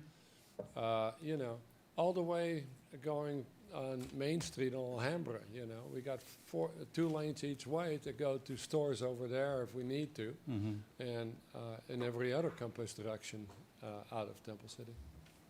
I don't mind keeping Las Tunas as a thoroughfare, but it would be nice if those people who are coming from Duarte to LA would stop and shop here once in a while, wouldn't it? Yeah, I know. But So if that- you but reduce that's all part of the process, so, Yeah. no, you're right, exactly, all right. Okay, Mr. City Manager, thank you very much. Mr. City Manager? So, kind of what we've got out of today's meeting is at least some sense of where some of the council members feel this won't be shelved. We'll be bringing this back. We'll be taking under consideration what was said today. And then What I would suggest is that we still have our standing committee, and maybe we can arrange to have another meeting soon. and to go over the issues that have been discussed this evening, and try to come up with a plan, options, ways of addressing the concerns that we've heard tonight, and not only from the residents and our businesses, but from our council members as well. Okay? How are you announcing this meeting? I didn't know it was taking place. I was coming to the Yeah. traffic meeting and I walked into this. Do you want to answer that all right, we'll answer that real quickly. well, I think we did a pretty good job of it. I Go think we ahead. did as good of a job as we could. Noticing went to about 1,000-foot radius. Mailing, our public information team did extensive social media. It was probably broadcast as loud and wide as we possibly could. So social media, traditional snail mail, and elsewhere, and extensively on our website. Okay. Well, it's not a perfect system, but you can tell by the amount of people. I'm sorry? Is there something we're signing up on or something? Yeah, you can sign up for our. There's a forms out check-in list that we had that we can. All People right, there's a check-in list that you can sign up for, and you'll get a direct phone call. We try to do our best to get the word out. I think obviously with the crowd we had tonight, many people heard it one way or another. It's not a perfect way, and I'm sure there's people that are out there that say, I never heard of the meeting. And I apologize, and I'm sorry about that, but we will do our best in the future to increase that in the best way we can, and to make sure that everybody who wants to be heard can be heard. And remember, City Hall is open 5 days a week. You can contact any one of us. Our numbers are available. You can leave a message at City Hall with any questions. Mr. Cook is glad to take all those calls, and, you know, we're there. So don't be afraid to call, to ask questions, to make comments. I'm usually there on Thursday afternoons to meet with residents and businesses if they have any concerns that they would like me to share with council. And so there's just any number of ways of making sure that you're heard. So, okay, well, with that, I think unless there's anything further, I want to again thank everybody for coming out tonight. It's been a good meeting, informative, and the way things are supposed to work. So with that, we are adjourned.